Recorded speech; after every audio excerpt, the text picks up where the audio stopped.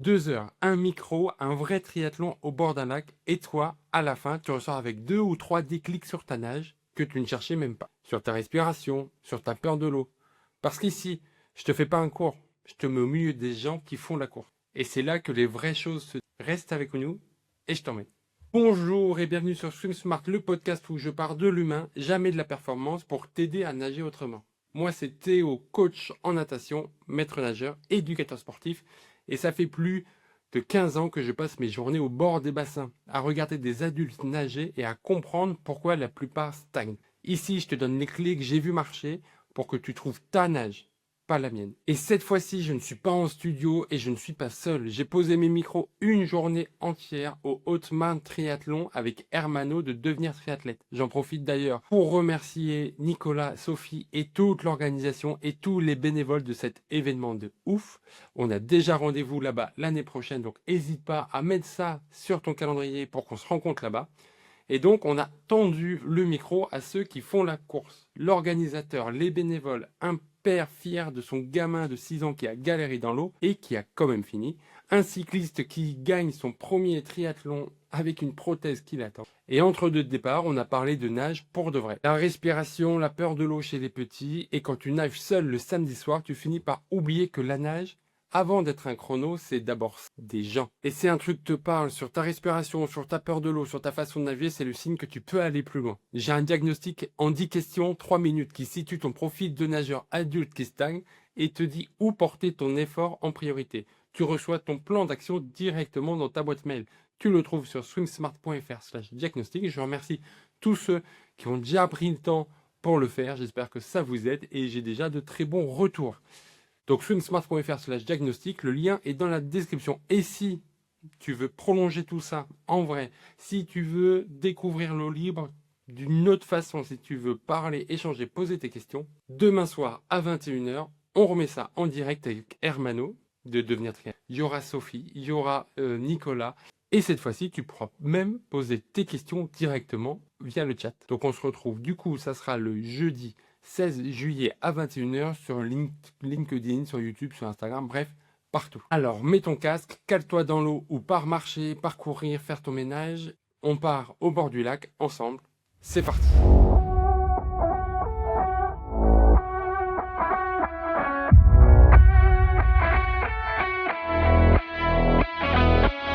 C'est que quand tu me parles, je vais pas pouvoir te regarder, il faut que je regarde dans la caméra. Je suis pas sûr qu'on soit à ce degré-là de détail. Donc on entend, vous allez entendre les gens qui supportent, vous allez entendre les bénévoles qui sont à côté, vous allez entendre quand il y a 3 picons pour la 4 qui va être débordé. Et normalement vous allez entendre Hermano aussi. Salut Hermano, rebonjour. Salut Théo,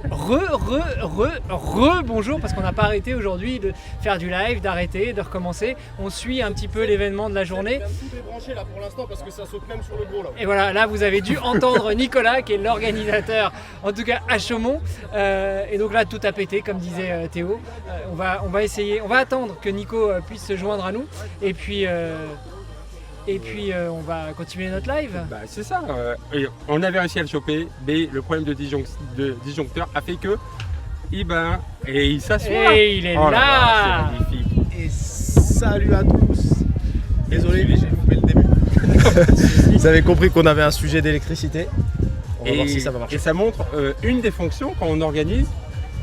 Je suppose que là, tu as une casquette rouge sur toi, mais tu dois être multi-casquette depuis très longtemps. Il faudrait peut-être que tu mettes 3 personnes parce qu'on voit pas Nico. Il est en train, c'est le décalage. Ah d'accord. Moi je vois affiché Ok. qu'il est là, donc il va arriver. C'est Ok. bien parce que tu as vu Théo, il fait non seulement l'animateur principal, mais en plus il fait la régie. Et donc on essaye d'être sympa avec lui. Chacun sa multicasquette, j'ai envie de dire. C'est ça. Donc en effet, là j'ai une casquette rouge et elle est volontairement rouge pour que les gens me trouvent. Parce que depuis ce matin, j'ai pas compté, mais je dois être à 260 coups de fil. Parce que c'est normal, c'est mon rôle. C'est d'aider à ce que tout se passe bien et à ce que les gens se sentent en sécurité à leur place pour que les coureurs puissent profiter de leur course.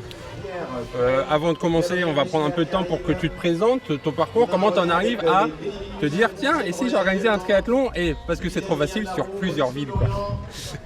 Mon parcours, j'ai découvert le triathlon en 2019 J'étais pas sportif du tout au départ. Hein, moi, il y a un épisode de Devenir triathlète qui retrace un peu mon parcours. Et en fait, je suis arrivé à Chaumont en 2019. J'avais envie de faire du triathlon pour aller faire Gérardmer. J'ai essayé Gérardmer, j'ai fait un tour de bateau. et puis après, j'ai dit l'année prochaine, je recommence. Petite dédicace à Clarisse si tu nous écoutes. Lui aussi a fait un tour de bateau. Voilà, c'était sympa. Il faisait 6 degrés dans l'air, j'ai fait un tour de bateau, c'était sympa. Bref, du coup, Covid. Donc Covid, 2 ans, tous les triathlons annulés. Puis finalement, mon premier triathlon, ça devait être Gérardmer et ça l'a été. Et je me suis juré que si je finissais le S, je m'inscrirais dans un club. Donc je me suis inscrit dans un club à Chaumont. Et puis 2 ans après, je suis devenu président de ce club. Voilà, ne me demandez pas pourquoi, c'est comme ça. Et je suis ravi de faire ça. Et du coup, on est un club avec une école de tri. Donc on a besoin de faire des courses pour que les gamins ils courent, de faire des courses pour que les gens ils aient des courses. Et puis on va pas se le cacher pour rentrer un peu de finance aussi, pour financer le club. Donc on a l'habitude de faire un bike and run, on a l'habitude de faire un duathlon. L'année dernière on était même demi-finale D3 pour le duathlon.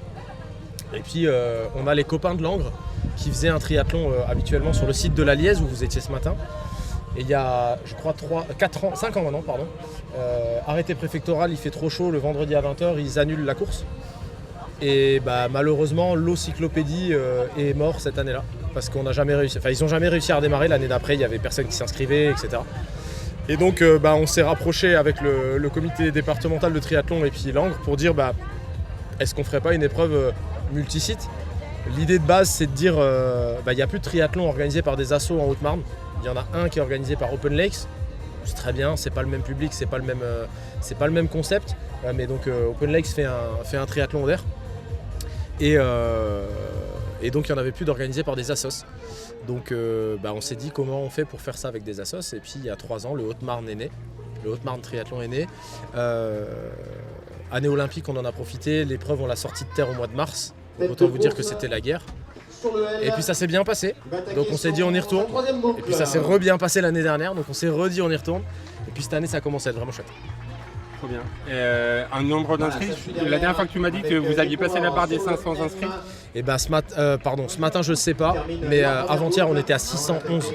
Donc c'est vachement bien sur la journée, on est vraiment content. Quasiment 250 athlètes qui vont arriver ici à Chaumont parce que toutes les courses n'arrivent pas. Mais top, vraiment top. Avant de parler, moi je pose des questions, Hermano. Vas-y, fais comme chez toi. Hein. Toi t'animes, tu fais la régie, tiens, tu peux me donner la boîte de ton... Oui, je te donne la boîte de mon truc et essaye de voir ton téléphone parce qu'il n'y a plus l'image de Nicolas, on voit plus sa belle casquette à l'écran. Il y a sans doute ton truc je vais y aller. Qui a bloqué.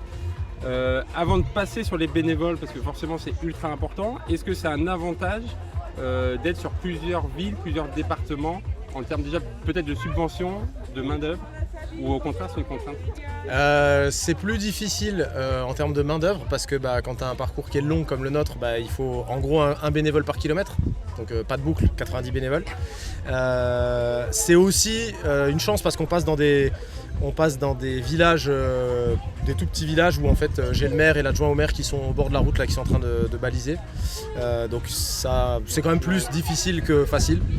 En termes de subventions, on double les... C'est pas grave, c'est pas cher le Mac. En termes de subventions, on double les chances d'avoir de la subvention avec les villes. Nous à Chaumont, on a vraiment beaucoup de chances d'être suivis par la ville, ils nous aident pas mal. Langres aussi, un peu plus chaque année. Département, ils nous aident bien aussi. Cette année, ils nous ont aidés à la fourniture. La première année, ils nous ont mis une grosse enveloppe. C'était année olympique, on a surfé sur la vague. Ouais. Donc voilà, département, c'est pas mal. Mais bon, c'est quand même globalement plus compliqué de le faire sur 2 villes. Voilà. Mais pour tous ceux qui veulent organiser, qui ont un peu de mal à trouver des subventions, voilà, c'est peut-être une piste à explorer. Et je suppose que ça va être l'instant remerciement partenaire parce que on parlait de subventions, mais forcément ça a un coût ce genre d'épreuve. Donc forcément tu as des partenaires on ne peut pas vivre sans. Je vais peut-être en profiter avant qu'on parle des bénévoles qui sont tout aussi importants, voire plus. Les partenaires, j'ai parlé de la ville de Chaumont, je vais parler de la ville de Langres évidemment, le conseil départemental évidemment aussi, et puis tous les privés. Alors je vais me servir des anti-sèches parce qu'ils sont affichés un peu partout, mais on a Atoll du côté de Langres, on a Union d'experts du côté de Chaumont, on a l'entreprise Renard, on a Testuvuide, donc ça c'est des entreprises de peinture en bâtiment, on a Quadricité qui fait de la maîtrise d'œuvre, on a la Maïf, on a Temporis, agence d'intérim. On a Crédit Mutuel qui est notre partenaire banque et assurance aussi. Ils ont mis un petit stand là-bas pour essayer de vendre des crédits à zéro parce qu'en fait on peut acheter des vélos avec des crédits 0%. Donc, Et Dieu sait que le prix exactement, acheter son vélo à crédit en ce moment c'est peut-être nécessaire. Blague à part, on a aussi les pompes funèbres qui nous sponsorisent, les pompes funèbres générales. C'est pratique si jamais il y a un problème à cause de la chaleur. L'année dernière, on a eu 7 malaises, on s'est dit qu'il fallait qu'on trouve des solutions. Est-ce que les pompes funèbres ont un stand pour vendre des Non, cercueils? on vend pas de cercueil. Mais on est content qu'ils soient là, vraiment, ça fait rire. Et d'ailleurs, je rigole parce qu'ils sont un peu gênés de faire de la pub en disant bah ouais, mais on est sur un événement sportif, mais pour autant, c'est un partenaire privé comme un autre, et donc on est très content qu'ils nous accompagnent. Oui, puis c'est un peu un acteur local. Aussi, ouais. C'est aussi ça important. Tout à fait. Et puis, J'en oublie évidemment, je vois AF Fermeture, je vois Doras. Qui c'est que j'ai loupé encore, je mérite pas ça. McDonald's. oui, c'était pas eux qui avaient le plus Ouais. besoin de Alors- pub, mais c'est bien de le noter. Je le note parce qu'ils nous fournissent souvent les fruits sur les ravitaux. Donc c'est un vrai, ils nous subventionnent en numéraire, mais aussi ils nous fournissent souvent les fruits. Donc c'est quand même bien parce qu'on est content d'avoir des fruits. Et puis comme ça permet de redorer le blason de McDonald's. Je pense que c'est aussi pour ça qu'ils le font, et c'est une bonne manière de le faire, je trouve. Ouais, tout à fait. Et tu parlais des fruits, il y a aussi les baguettes. J'ai appris il y a pas longtemps que il y avait combien 120 160 baguettes à la 160 baguettes d'achetées ce matin pour que ça soit frais, pour nourrir l'équipe de bénévoles. Tout à fait. Baguette sur mesure, elle te l'a dit Théo, mais Sabine, l'équipe buvette et notamment Sabine qui les gère, elle a été commandée ces baguettes avec un peu plus longue pour pouvoir faire 4 morceaux dedans pour les casse-croûtes des bénévoles. Et voilà, on a fait 250, alors j'ai dit 257 sandwichs, j'ai menti, 257 paniers repas parce que dans Je chaque quitte panier, cette table, ça sert à rien. il y a si on 2 mange. sandwichs. Mais vous aurez noté l'effort de transition que j'ai fait. Tu Ouais. vois que Bravo. je progresse. Bravo. Et les bénévoles, c'est toujours dur à trouver. Alors que c'est le cœur, parce que s'il n'y a pas les bénévoles, il ne peut pas y avoir S'il n'y des a pas la pas course, possible. s'il n'y a pas les bénévoles, il n'y a pas la course. Donc on a évidemment des gens du club, on a des parents d'enfants du club, on a des conjoints d'athlètes, on a des athlètes évidemment, on a des voisins, on a des, je l'ai dit tout à l'heure, le maire de certaines villes, de certains villages, des choses comme ça. Qu'est-ce qu'on a? On a des gens qui se mobilisent de tous les clubs, on a des gars des clubs de kayak du coin, enfin on ratisse hyper large. Comment est-ce que vous faites justement pour recruter des bénévoles? Eh ben, il y a 2 écoles, il y a l'école Chaumont et l'école Langres. Nous, on est. Pourquoi je le dis, c'est assez drôle parce que il n'y a aucun jugement de valeur dans ce que je vais dire, je préviens tout de suite parce que bon, voilà, on rigole, mais voilà. Là, je pense que la différence de moyenne d'âge entre nos bénévoles à Chaumont et les bénévoles de Langres, elle doit être d'au moins 25 ans, sans trop de problèmes. Mais c'est comme ça, c'est le réseau de chacun. Et nous, en fait, on surfe on cherche sur Facebook, on met des machins, on fait des groupes WhatsApp et on gère comme ça. Et à Langres, ils ont une équipe en or de retraités qui du coup préparent vachement en amont aussi. Et eux, Seb, le président de Langres, me disait, moi, tu sais, le téléphone, certains de mes gars, c'est en option, quoi. Donc en fait, ils y vont, ils toquent, ils Je s'appellent. comprends mieux les pompes funèbres. En fait c'est pour les bénévoles, c'est pas pour les athlètes. Je comprends mieux l'intérêt des bénévoles. Non mais c'est important et on en parlait ce midi avec Hermano et Tina, sa femme, qui a donné un coup de main bénévole. C'est que les gens n'ont pas encore conscience que plus il y en aura, moins il y aura de travail à faire en tant que bénévole. Que le problème, c'est chiant d'être bénévole parce que ça prend toute la journée parce qu'il n'y en a pas assez. Alors que si tout le monde joue les jeux, C'est difficile. Cette année, on a mobilisé les scouts aussi. On a fait venir des scouts de France. Alors du coup, c'est du bénévolat, mais on les aide à financer leur camp d'été. Donc c'est du demi-bénévolat, on va dire. Mais pour autant, on est content de les avoir. Donc c'est plus on en aura et moins les gens sont sollicités, c'est clair. C'est difficile, c'est samedi, il fait beau, les gens en plus c'est le début des vacances scolaires, mais pour autant la date elle est posée depuis un an, donc tout le monde le sait, mais voilà. Ouais, c'est bien, ça permet d'avoir des routes qui sont un peu plus vides aussi, le fait que ce soit le début des vacances scolaires. Alors déjà on est en Haute-Marne, donc il n'y a pas beaucoup de circulation et ça c'est cool pour faire du vélo, mais c'est vraiment cool. Enfin, Et tu remarqueras les transitions smooth qu'on fait et lui il défonce tout le monde carrément. Mais moi je défonce pas, j'assume et je suis tout à fait honnête avec ce que je dis. Effectivement il y a moins de monde sur les routes et c'est plutôt cool. Enfin, on discutera avec des athlètes, mais je pense qu'ils vont pas nous dire qu'ils ont eu peur sur la route parce qu'on a aussi fait le parcours pour que ça soit chouette en vélo. et un truc que je voulais évoquer et que j'ai complètement perdu, donc je vais laisser La parole à Hermano, je sais que tu avais des questions à poser. Non, mais moi j'avais des questions aussi sur la partie natation parce que c'est vrai que Théo est là, c'est un spécialiste de la natation. Comment est-ce que vous avez tracé le parcours natation? Parce que toi tu es co-organisateur, on l'aura bien compris, toi tu es président du club de Chaumont, il y a le président du club de Langres, vous organisez tous les deux. Après, est-ce qu'il y a un club qui est un petit peu plus moteur que l'autre et qui s'amuse à faire les tracés, que ce soit la natation, le vélo, la course à pied? Alors la natation, on s'est complètement adossé sur les compétences de Langres. Comme eux, ils avaient l'habitude d'organiser l'encyclopédie, les parcours de natation, en gros ils les connaissaient, ils ont juste rajouté le L qui n'existait pas. Donc c'est vraiment la compétence de Langres.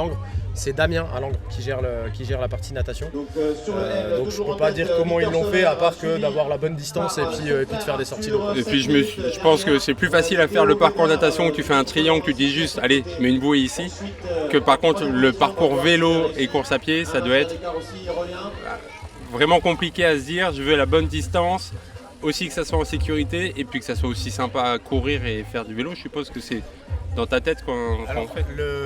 J'en prends pas la paternité parce que je suis pas vraiment au Marnais au départ, moi je suis arrivé en 2019, mais c'est sur une idée originale de Philou, un de mes prédécesseurs, à la tête de Chaumont, où on a réfléchi ensemble comment on pourrait faire, et à la base on avait des idées que je garderai secrètes parce que j'ai encore envie de le faire. On verra ce qu'on fait, mais avec du triathlon en autonomie, du multi-triathlon pour qu'à la fin ça fasse une distance L. On a 4 lacs, on a la chance d'avoir 4 lacs au sud de Haute-Marne, donc il y a la Lièze, la Mouche, la Vingeanne et puis le lac de Charmes. Donc déjà quand on a imaginé notre idée, on s'est dit c'est par là que ça doit tourner. Ensuite partir de là-bas, il faut discuter avec Langres et arriver à Chaumont, ça serait quand même chouette. Et après, à force de s'entraîner, parce qu'on s'entraîne quand même beaucoup tous, les routes, on les identifie. Le critère de choix, ça a été plutôt la course la plus sympa pour les coureurs, plus que le plus court, le machin. C'est pour ça que le M, il fait 49 km. Ouais, c'est pour ça qu'ils ont été un petit peu plus longs pour arriver. Mais mine de rien, ça roulait quand même. Ouais, ça roule fort. Ça roule très très fort. Enfin, moi, j'ai vu les 3 premiers du L, je suis estomaqué, et puis le M... Bon, heureusement, j'aurais voulu courir, mais je me serais fait humilier, quoi. Alors pour être totalement dans la confidence, quand on est arrivé, pile poil au moment où on arrivait avec mon épouse, je crois que le premier duel partait en courant et j'ai dit à Tina, punaise, regarde la foulée, c'est hallucinant. Donc là, tu as quand même quelques avions de chasse. Ouais, et de plus en plus. Et c'est cool parce que on commence à attirer du monde, j'ai envie de dire en natif. On a aussi eu quelques personnes qui étaient inscrites à Nice ou qui étaient inscrites ailleurs et qui étaient sur leur pic de forme, donc ils ont trouvé un dossard chez nous et c'est cool. Mais il y a quelques avions qui viennent dans le coin. Ouais. Pour l'année prochaine, on a déjà demandé à Nice de décaler pour que vous puissiez les faire avant. Ouais, ça va? C'est cool. Ou au contraire, il vaut mieux compter sur l'annulation parce qu'il y en a qui vont dire Nice parce que oh, super, il y a la Bale Ironman et qui vont être le bec dans l'eau et je pense que c'est pour ça qu'ils se sont déportés. Pour le coup, ils ne seront pas le bec dans l'eau parce qu'ils partiront pas, mais... Rien du tout. Mais justement, il y a des avions de chasse, mais il y a aussi un côté très accessible de par la multiplicité des distances, des formats, et très famille. C'est votre objectif de se dire, on va essayer que le maximum puisse faire leur premier triathlon ici? Oui, c'est pour ça que la première épreuve de ce matin, elle s'appelle Découverte. Parce qu'on a vraiment envie que les gens viennent découvrir le triathlon chez nous. La première année, on était contents parce qu'il y a des gens qui sont venus avec un vélo, ils sortaient du fond de la cave. Mais vraiment, sincèrement, c'était des vélos rien à voir pour faire du triathlon et pourtant, ça fait du triathlon et ça marche. Et on a vraiment cette vocation-là, on est école de tri, on veut montrer aux gens que c'est accessible pour tout le monde. Tout le monde peut faire une épreuve comme ça. Et bon, il faut savoir nager, il faut pas avoir l'appréhension de l'eau parce que savoir nager, c'est une chose. Nager dans un lac, c'est autre chose. Mais ouais, l'objectif, c'est de se faire plaisir pour tout le monde. Et tu aurais un conseil en dehors d'écouter et d'être abonné à Devenir Triathlète et Swim Smart pour bien appréhender son premier triathlon? Je suis un fervent défenseur des clubs, donc je peux que dire aller toquer la porte d'un club. Un club physique, même s'il y a des clubs non physiques qui sont très bien, mais pour apprendre, pour découvrir, aller discuter avec des gens qui sont dans un club, qui donnent les petits conseils, c'est vraiment cool. Il y a le premier qui arrive, il faut que j'aille lui mettre sa médaille. Un grand merci Nicolas, bravo pour tout. Voilà, évite de tout défoncer. C'est pas que de famille finalement, hein, c'est aussi les invités. Bon, donc on a eu la chance d'avoir Nicolas Hopman, c'est pas grave, t'inquiète pas. Donc on a eu la chance d'avoir Nicolas Hopman, le co-organisateur du triathlon, vous l'aurez compris. Toi, Théo, c'est ton premier vrai jour en tant que spectateur d'un triathlon. Qu'est-ce que ça te fait? Alors, tu vois, tu me donnes la parole, tout le monde applaudit, c'est assez plaisant. C'est beau, hein? Alors, on va commencer par les reproches. Mais c'est un reproche qui est sur beaucoup de compétitions quand c'est un long parcours. C'est en termes d'encouragement, de ferveur, d'effervescence. On a du mal à l'en ressentir, quoi. Ça, à voir si c'est une réflexion, si c'est juste là parce que c'est dans un lac, donc la première heure ils sont à 500 mètres de nous, donc c'est compliqué d'encourager à ce moment-là. Mais après tu as ce côté ultra convivial, ultra plaisant, qu'on voit pas forcément dans la course à pied quand t'as qu'un seul sport, parce que les gens ils sont moins stressés, j'ai l'impression. Le fait c'est d'avoir les trois sports, Ouais. tu dis force, il y a quand même chance qu'il y en a un des trois qui te fait un peu stresser, et je pense que ça joue sur l'ambiance générale d'un triathlon. C'est pas faux. C'est pas faux. Est-ce que tu as pu, malgré tout, prendre le temps d'observer? Alors, on a parlé longuement de la nage de ce matin, du premier triathlon, du XS, le découverte. Et puis, on était aussi, moi j'étais sur le bateau, sur le L. Toi, tu étais au bord, tu préparais un petit peu le live qu'on a décalé. Est-ce que tu as malgré tout pu un petit peu observer la qualité de nage, notamment sur le L? Moi, du bateau, je vais te dire ce que j'ai constaté. J'ai constaté un premier qui était très détendu, très économe, qui n'avait pas une fréquence de bras énorme, mais par contre qui était devant, largement aux avant-postes. Un deuxième qui avait une fréquence un peu plus élevée. Et après, plus on avançait dans le classement, et plus la fréquence de bras était élevée. Est-ce que tu as remarqué la même chose que moi, et est-ce que ma constatation t'évoque quelque chose? Non, c'est tout à fait normal. Grosso modo, ceux qui soit n'ont pas confiance en leurs appuis, soit les ressentent pas, ils vont se dire, ils vont contrebalancer par je vais avoir une grande fréquence. C'est comme si toi en courant, tu dis tiens, j'ai pas beaucoup de puissance dans chacun de mes pas, si j'en fais plein très vite, ça va faire. Sauf que c'est plus compliqué que ça, quoi. Et surtout qu'en course à pied, plus tu vas avoir de chaussures avec un amorti léger, et plus justement tu vas devoir avoir une fréquence élevée. Donc c'est pas forcément corrélé en course à pied. Voilà. Donc tu as ce côté-là, ce côté je stresse un peu, j'ai pas confiance en moi, si je tourne vite les bras, dans l'esprit de beaucoup, c'est du coup je vais aller plus vite. Alors que non, tu vas te fatiguer plus vite. Et du coup ça va être plus compliqué de finir. Et ce qui moi m'a choqué, c'est ça se sentait que j'essaye de trouver mes mots pour pas être trop incisif, mais tu sentais que les appuis aquatiques n'étaient pas maîtrisés. Tu sentais que comme s'ils pédalaient dans la semoule, mais en natation.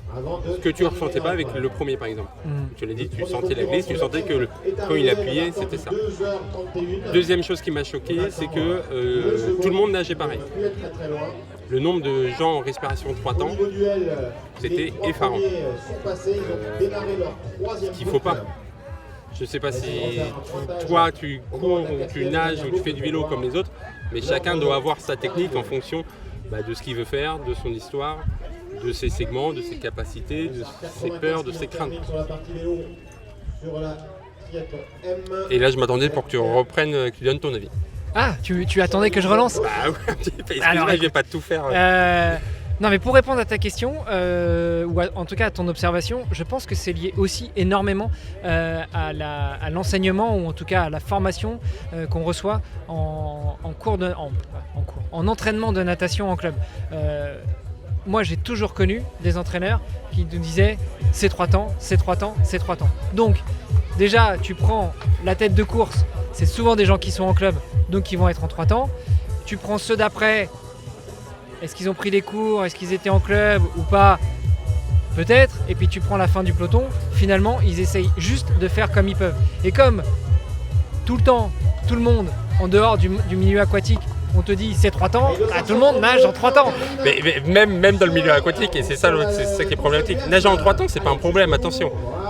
Mais moi je me pose juste la question, tu nages en 3 temps, mais pourquoi tu nages en 3 temps? Si tu es capable de donner une réponse, ça me va très bien. Si la réponse est parce que mon coach l'a dit ou parce que je l'ai vu à la télé, c'est là où ça pose problème. Alors moi, vas-y. D'autant plus ceux qui ont des problèmes avec leur respiration, c'est qu'ils sont un peu oppressés, très vite fatigués. leur objectif, ça devrait être de tourner la tête ou de la sortir de l'eau quand les poumons sont vides, pour avoir une inspiration réflexe, donc une inspiration complète et que ça soit plus facile. Donc ça ne veut même pas forcément dire en 2 temps, ça peut être 4, 5, 6, 12, 13, tu peux monter à autant que tu veux. Ça fait de l'apnée là quand même, hein. Mais voilà, l'objectif c'est tu tournes la tête quand tes poumons sont vides. Si en 3 temps tu arrives à les vider, bah très bien. Comme ça l'avantage c'est que comme tu fais droite-gauche, tu auras une nage symétrique, tu vas être plus équilibré, etc. Mais si tu n'y arrives pas et du coup soit tu as envie de passer, soit tu les as vidés au bout de 2 et du coup tu es un peu à court d'eux, et bah dans ce cas-là il ne faut pas respirer trop tard. Tu dois prendre ton air quand tu as besoin d'air. Intéressant. Toi, quand tu cours, les gens ils le font quand ils courent. Quand ils courent, ils savent qu'ils doivent adapter leur respiration à comment ils courent. Pas à se dire tous les 3 coups de pied, il faut que je prenne de l'air, quoi. Je suis même pas certain que les gens le sachent, parce que ça aussi c'est un élément qui se travaille, qu'on voit souvent en club, qu'on voit à l'entraînement, de travailler en corrélation avec une fréquence de pas par exemple. Je suis même pas certain. Alors je pense pas qu'ils le conscientisent, mais je pense que leur corps, comme ça fait des années qu'ils marchent, des années qu'ils courent et qu'ils s'entraînent, on espère que le triathlon ils viennent un minimum entraîner, mais du coup c'est automatique, donc ils n'ont pas besoin d'y penser, mais ils savent très bien que tiens, quand je marche doucement, je vais avoir une certaine respiration, quand je fais un sprint je vais avoir une autre respiration. De là, ça paraît normal, donc te dire tiens, quand je vais nager tranquille je vais respirer en 3 temps, et quand je vais faire une compétition je vais respirer en 3 temps, non, c'est pas logique. Bon tu vois, ça me rassure, parce que moi, instinctivement, après quelques années, je me suis mis à respirer en 5 temps. Mais ma raison principale, c'est que le 5 temps pour moi, c'est un bon indicateur du niveau d'endurance. En fait, si je commence à respirer, à avoir besoin de respirer avec une fréquence plus élevée, c'est-à-dire en 3 temps, ça veut dire que là je suis plus dans mon niveau d'endurance et que, notamment sur du plus ou moins long, je vais commencer à m'essouffler. Donc, c'est bon, je pense que je suis sur la bonne marche, c'est-à-dire je respire quand j'en ai besoin, quand mes poumons sont vides. C'est ça. La marche d'après, ça va être de dire tiens, je sens que 5 c'est trop, je dois passer en 3. C'est qu'en fait, tu changes ton débit d'expiration pour que quand c'est le 3e, tes poumons soient vides. Bon, je note. Merci pour ce bon tuyau pour ceux qui vont devenir triathlètes ou ceux qui le sont déjà, mais qui vont peut-être pouvoir travailler là-dessus. Allez, on va faire un petit peu de promo quand même, parce que là on se parle depuis tout à l'heure, mais on est sur le podcast Devenir triathlète, même si on est diffusé sur la chaîne Swim Smart, n'est-ce pas mais si on veut progresser, même à distance, comment on fait ? J'ai tout un écosystème. On a parlé de Nicolas qui disait qu'il fallait aller en club. Je suis d'accord que la meilleure des solutions, c'est vraiment d'être inscrit en club. Sauf que le club, c'est pas forcément adapté à ton rythme de vie, à ce que tu veux faire, à ce que tu peux faire. Et donc dans ce cas-là, c'est pour ça que j'ai créé Swim Smart pour tous les gens comme moi qui ne peuvent pas se dire tous les mardis à 18h, je serai à la piscine. Moi, ça, j'y arrive pas. Je suis séparé, garde alternée, ma femme est infirmière, fait des horaires de nuit. C'est impossible. Et donc j'ai créé Swim Smart comme ça. Je fais des épisodes, 2 épisodes par semaine, le mercredi où j'ai des invités et où toi, t'es venu. Et je te remercie, c'est même pas moi qui suis venu. J'ai accepté ton invitation pour parler dans ton podcast, mais c'est toi qui es venu à moi et je t'en remercie. Et le mercredi des invités, samedi tout seul, je parle de technique avec un principe. Il n'y a pas de technique parfaite. C'est à toi de trouver ta technique parfaite à l'instant T, en fonction de ton énergie, en fonction de ton objectif, de ton historique, de ce que tu sais faire. Quelqu'un qui a mal à l'épaule, il ne va pas nager comme quelqu'un qui a 17 ans et qui est en pleine forme, etc. Malheureusement, j'ai pris conscience que j'avais plus 17 ans, que j'étais plus forcément en pleine forme, que j'avais pris du poids, que j'avais perdu des cheveux, qui se sont blanchis. Je ne nage plus pareil maintenant qu'à 17 ans. Mais si je me force à nager pareil, ou à nager comme on me dit de nager, comme il faut faire, je vais me dégoûter de la natation, je vais arrêter de progresser, je vais stagner, je peux même me blesser et me démotiver. Donc toi tu proposes du contenu, que ce soit en podcast, sur YouTube, sur Insta, tu proposes aussi une newsletter vachement chargée. Arrête parce que j'ai pas le temps de tout lire. Voilà, là c'est pas de la bonne promo que tu fais. Non, justement, c'est de la bonne promo parce que tu crées beaucoup de contenu et comme ça on peut aller piocher ce qu'on a envie quand on a envie, mais tu proposes aussi d'accompagner des athlètes dans leur quotidien, en tout cas dans leur quotidien de nageur. Ouais. Je pars du principe que c'est pas aux nageurs ou aux triathlètes de s'adapter pour rentrer dans le cadre de l'enseignement. Je pense que c'est à nous, enseignants, ou juste inspirants, comme tu fais toi, qui doivent s'adapter au maximum de nageurs possible. Donc c'est pour ça que j'ai le podcast, j'ai les vidéos YouTube, je suis sur Instagram, j'ai une newsletter quasi quotidienne qui donne à chaque fois un petit élément. Ça prend 2 minutes. La prochaine fois que tu vas aux toilettes, et ben au lieu de jouer à Candy Crush, tu lis ma newsletter et tu peux le lire tous les jours. J'ai des programmes, j'ai des formations, j'ai des accompagnements. Voilà. Quelqu'un qui me dit ton podcast, ton écosystème il n'est pas adapté, je pense pas, parce que j'ai trouvé tellement de casquettes différentes pour faire ça. Mais parce que moi il faut pas que j'apprenne comme toi tu dois apprendre, quoi. Donc ça serait dommage de se contenter d'un seul canal et d'une seule façon de faire. Aujourd'hui, tu es venu sur ce triathlon. Pourquoi ? Est-ce que je dois dire la vraie raison que tu la connais ? Vas-y, donne la vraie raison. Alors, premièrement, parce que tu es mon ami. Je suis trop content. J'aimerais bien à l'avenir faire de plus en plus de live comme ça, de couvrir des événements comme ça, avec toi pour des triathlons ou tout seul si c'est que natation. Moi, je peux t'accompagner pour la natation, j'y connais pas grand-chose, mais je pourrais faire le neuneu de service et justement, tu pourras m'expliquer les choses pour que moi, je les comprenne. Donc, avec grand plaisir. Donc déjà, ça, moi, j'aime passer du temps avec toi. Donc, c'est plutôt la première raison. La raison secondaire, c'est qu'il y a un repas de famille dans ma belle famille. Ah, ça, t'étais pas obligé de le dire parce que si ta belle famille entend. Alors, premièrement, je suis pas sûr qu'ils écoutent et encore moins jusque-là. Donc voilà, et donc je suis bien mieux ici avec toi à parler natation, triathlon, à rencontrer des gens comme Nicolas là, comme le monsieur de l'association, j'ai oublié son prénom, je suis désolé, comme les autres athlètes qu'on va avoir à notre micro, que à manger et boire sans parler, parce que je parle pas trop. Bon, je te remercie, c'est sympa. On peut couper, hein, c'est bon, t'as une bonne excuse. Non, allez, on continue un peu. Mais on a parlé, cette fois c'est moi qui reprends un peu la casquette. On a parlé du fait qu'à son premier triathlon, Nicolas avait abandonné. À son premier triathlon, Elio a eu du mal aussi. Toi, ton premier triathlon, comment il s'est passé ? Mon premier triathlon, c'était dur, très dur. Je crois qu'on en avait déjà parlé sur ton podcast parce que c'est vrai que j'ai souvent l'habitude de raconter cette histoire-là. J'avais 16 ans et un pote de l'époque avec qui on faisait un peu de sport, lui était hockeyeur, donc pas trop triathlon. Moi, je connaissais pas encore le triathlon et puis on avait envie d'aller nager un petit peu à la piscine et en Normandie, à Rouen où on habitait, la piscine était super sympa. Il y avait, c'est un complexe avec une piscine intérieure de 25 mètres et un bassin extérieur de 50 mètres qui est ouvert toute l'année. Un bassin extérieur en Normandie ouvert toute l'année. On n'est pas dans le sud de la France. Donc, petite parenthèse, c'est quand même super sympa en plein mois de décembre quand il fait -2 dehors, il fait nuit à 16h, on nage en général dans le club à 20h, que dès que tu sors un petit doigt, ça commence à fumer parce que ton corps est largement plus chaud qu'à l'extérieur. Et là, tu traverses la plage, tu fais 50 mètres et tu te jettes dans une eau qui est chauffée à 25 degrés. C'est peut-être pas très écologique, mais c'est génial.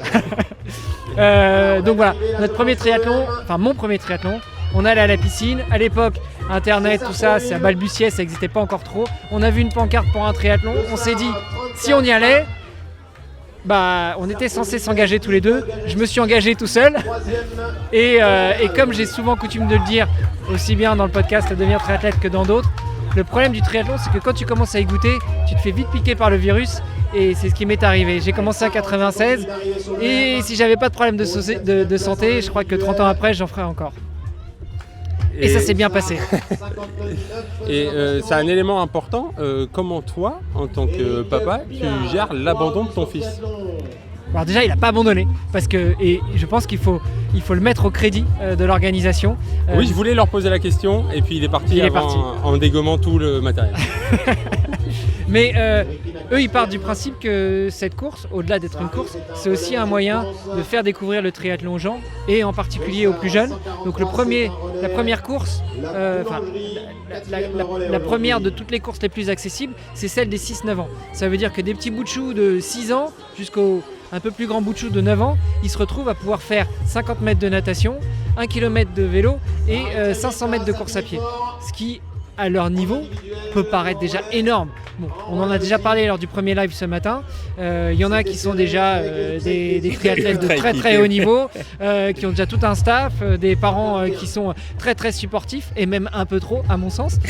Mais en tout cas, l'objectif de l'organisation, c'est que les gamins prennent du plaisir, que tout le monde prenne du plaisir, mais surtout les gamins. Et donc, ça a été de faire en sorte que les enfants n'abandonnent pas. Et ils sont tous arrivés au bout, y compris mon petit bout de chou. Donc comment je le prends, le fait qu'il ait eu un petit peu du mal dans l'eau, écoute, je pense que c'est formateur. Voilà, ça, il était motivé, il était enchanté, il était en sécurité en plus, et il avait envie de le faire. Il a jamais dit ah bah non, je veux pas, j'ai peur, je sais pas. Et donc il s'est lancé dedans, il y est allé, il a trébuché, il a continué et il est arrivé au bout. Donc comment je le prends ? Je suis super fier de lui, qu'il n'ait pas abandonné, et je remercie l'organisation d'avoir aidé à aller jusqu'au bout. Oui, puis c'est vraiment un moment qui est difficile, que ça soit l'abandon ou la non-réussite de la partie natation dans son cas, et qu'il faut vraiment prendre le temps d'accompagner et de ne pas voir ça comme un échec, mais comme une étape dans l'apprentissage. C'est comme ça que je le vois, et en tout cas c'est ce que j'essaie de lui transmettre. Et à mon épouse aussi, c'est que finalement ce n'est qu'un apprentissage, c'est un moyen, enfin je dis toujours aux enfants, et le grand a 28 ans donc ça fait longtemps que j'ai des enfants, que c'est en tombant qu'on apprend à se relever. Aujourd'hui il est tombé, il va apprendre à se relever, s'il veut continuer le triathlon je l'accompagnerai, on fera ensemble, on ira nager ensemble dans de l'eau libre, parce qu'il a déjà nagé en piscine mais c'est un environnement totalement différent, et du coup je pense que c'est le moyen, l'occasion aussi pour nous parents de jouer notre rôle et d'accompagner les enfants dans cet apprentissage. Voilà, donc si vous êtes dans ce cas-là, vous êtes engagé, vous n'avez pas réussi, vous n'êtes pas allé jusqu'au bout de la prépa, c'est pas grave. Le plus dur généralement dans notre région, c'est de se lancer dans l'inscription et de voir ce qu'il faut faire après. Mais c'est important de se poser et de prendre justement le temps de se dire qu'est-ce que j'ai bien fait, qu'est-ce que j'aurais pu faire mieux, qu'est-ce que je vais faire différemment pour la prochaine fois.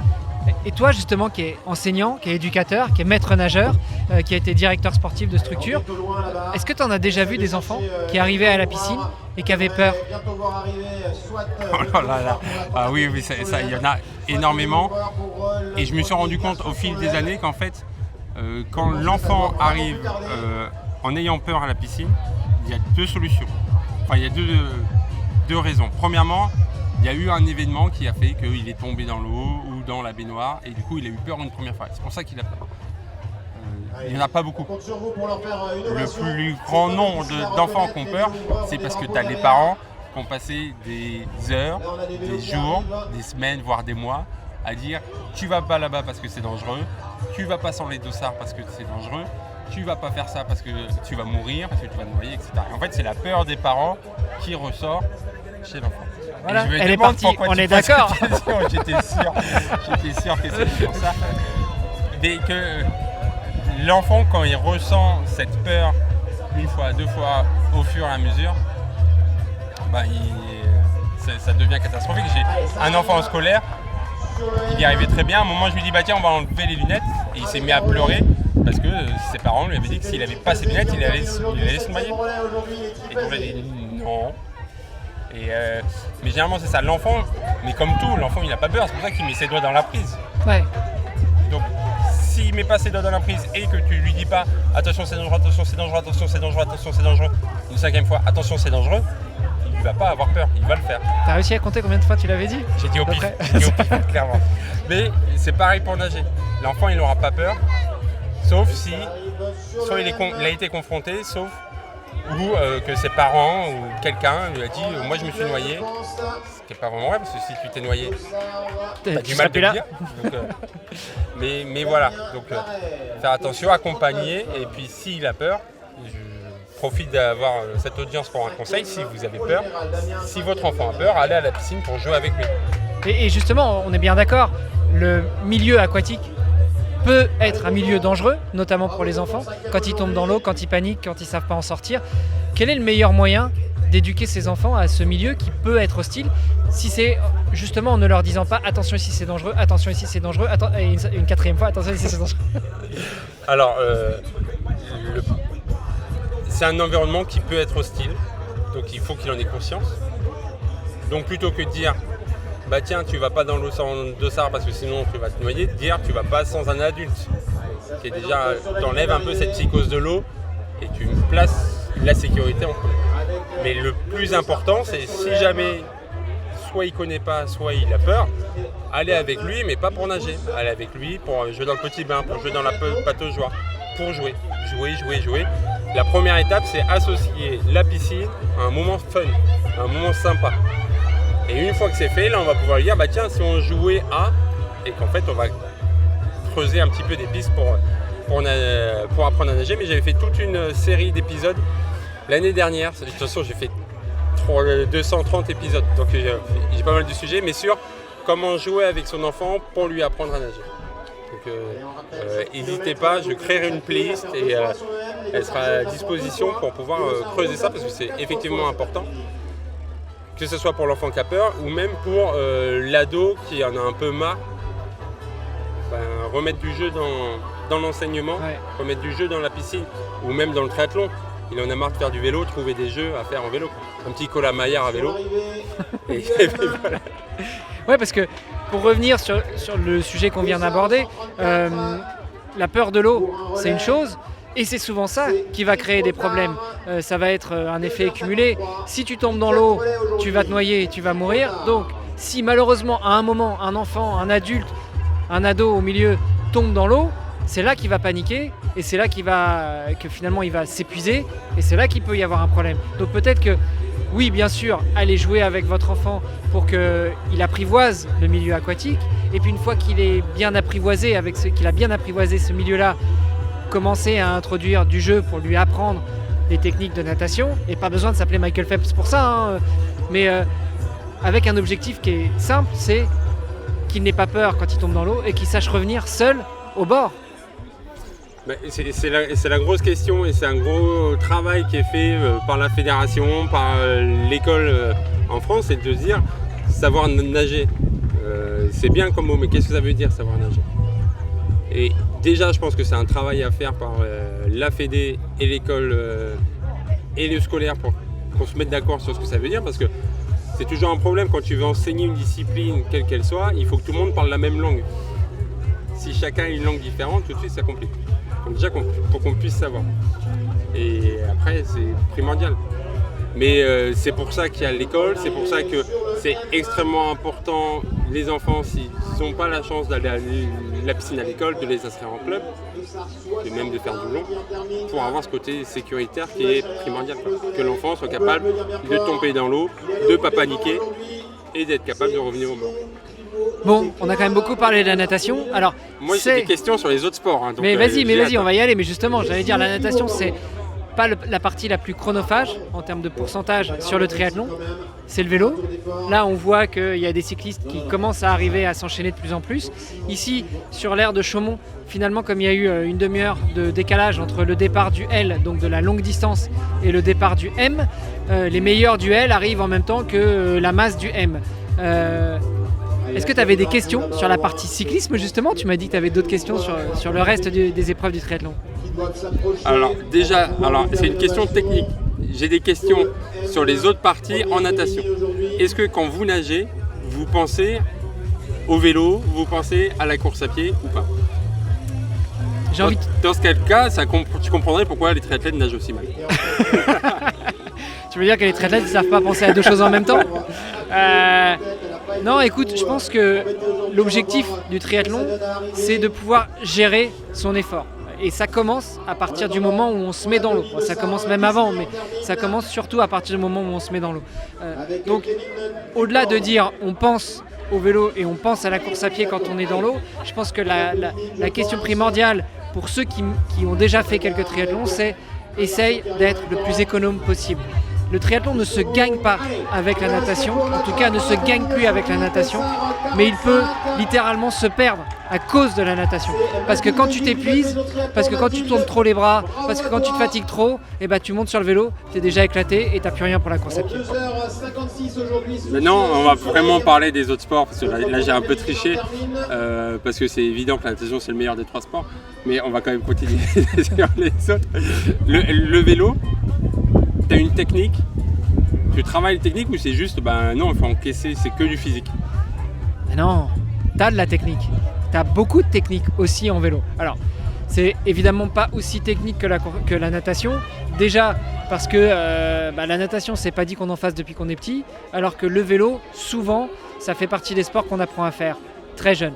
Moins que la course à pied, parce que normalement, on est quand même des bipèdes, donc normalement, marcher vite, courir, on sait faire dès qu'on commence à savoir tenir debout. En revanche, le vélo, c'est un petit peu moins vrai, même si les draisiennes se développent de plus en plus. Donc, c'est un sport que quand même on connaît un peu plus que la natation, en tout cas pour certains, mais c'est très technique. C'est très technique, notamment dans le triathlon, parce qu'il y a plusieurs choses à savoir faire. La première, c'est rester sur un vélo, parce que ça peut paraître bête, mais c'est comme de rester dans l'eau.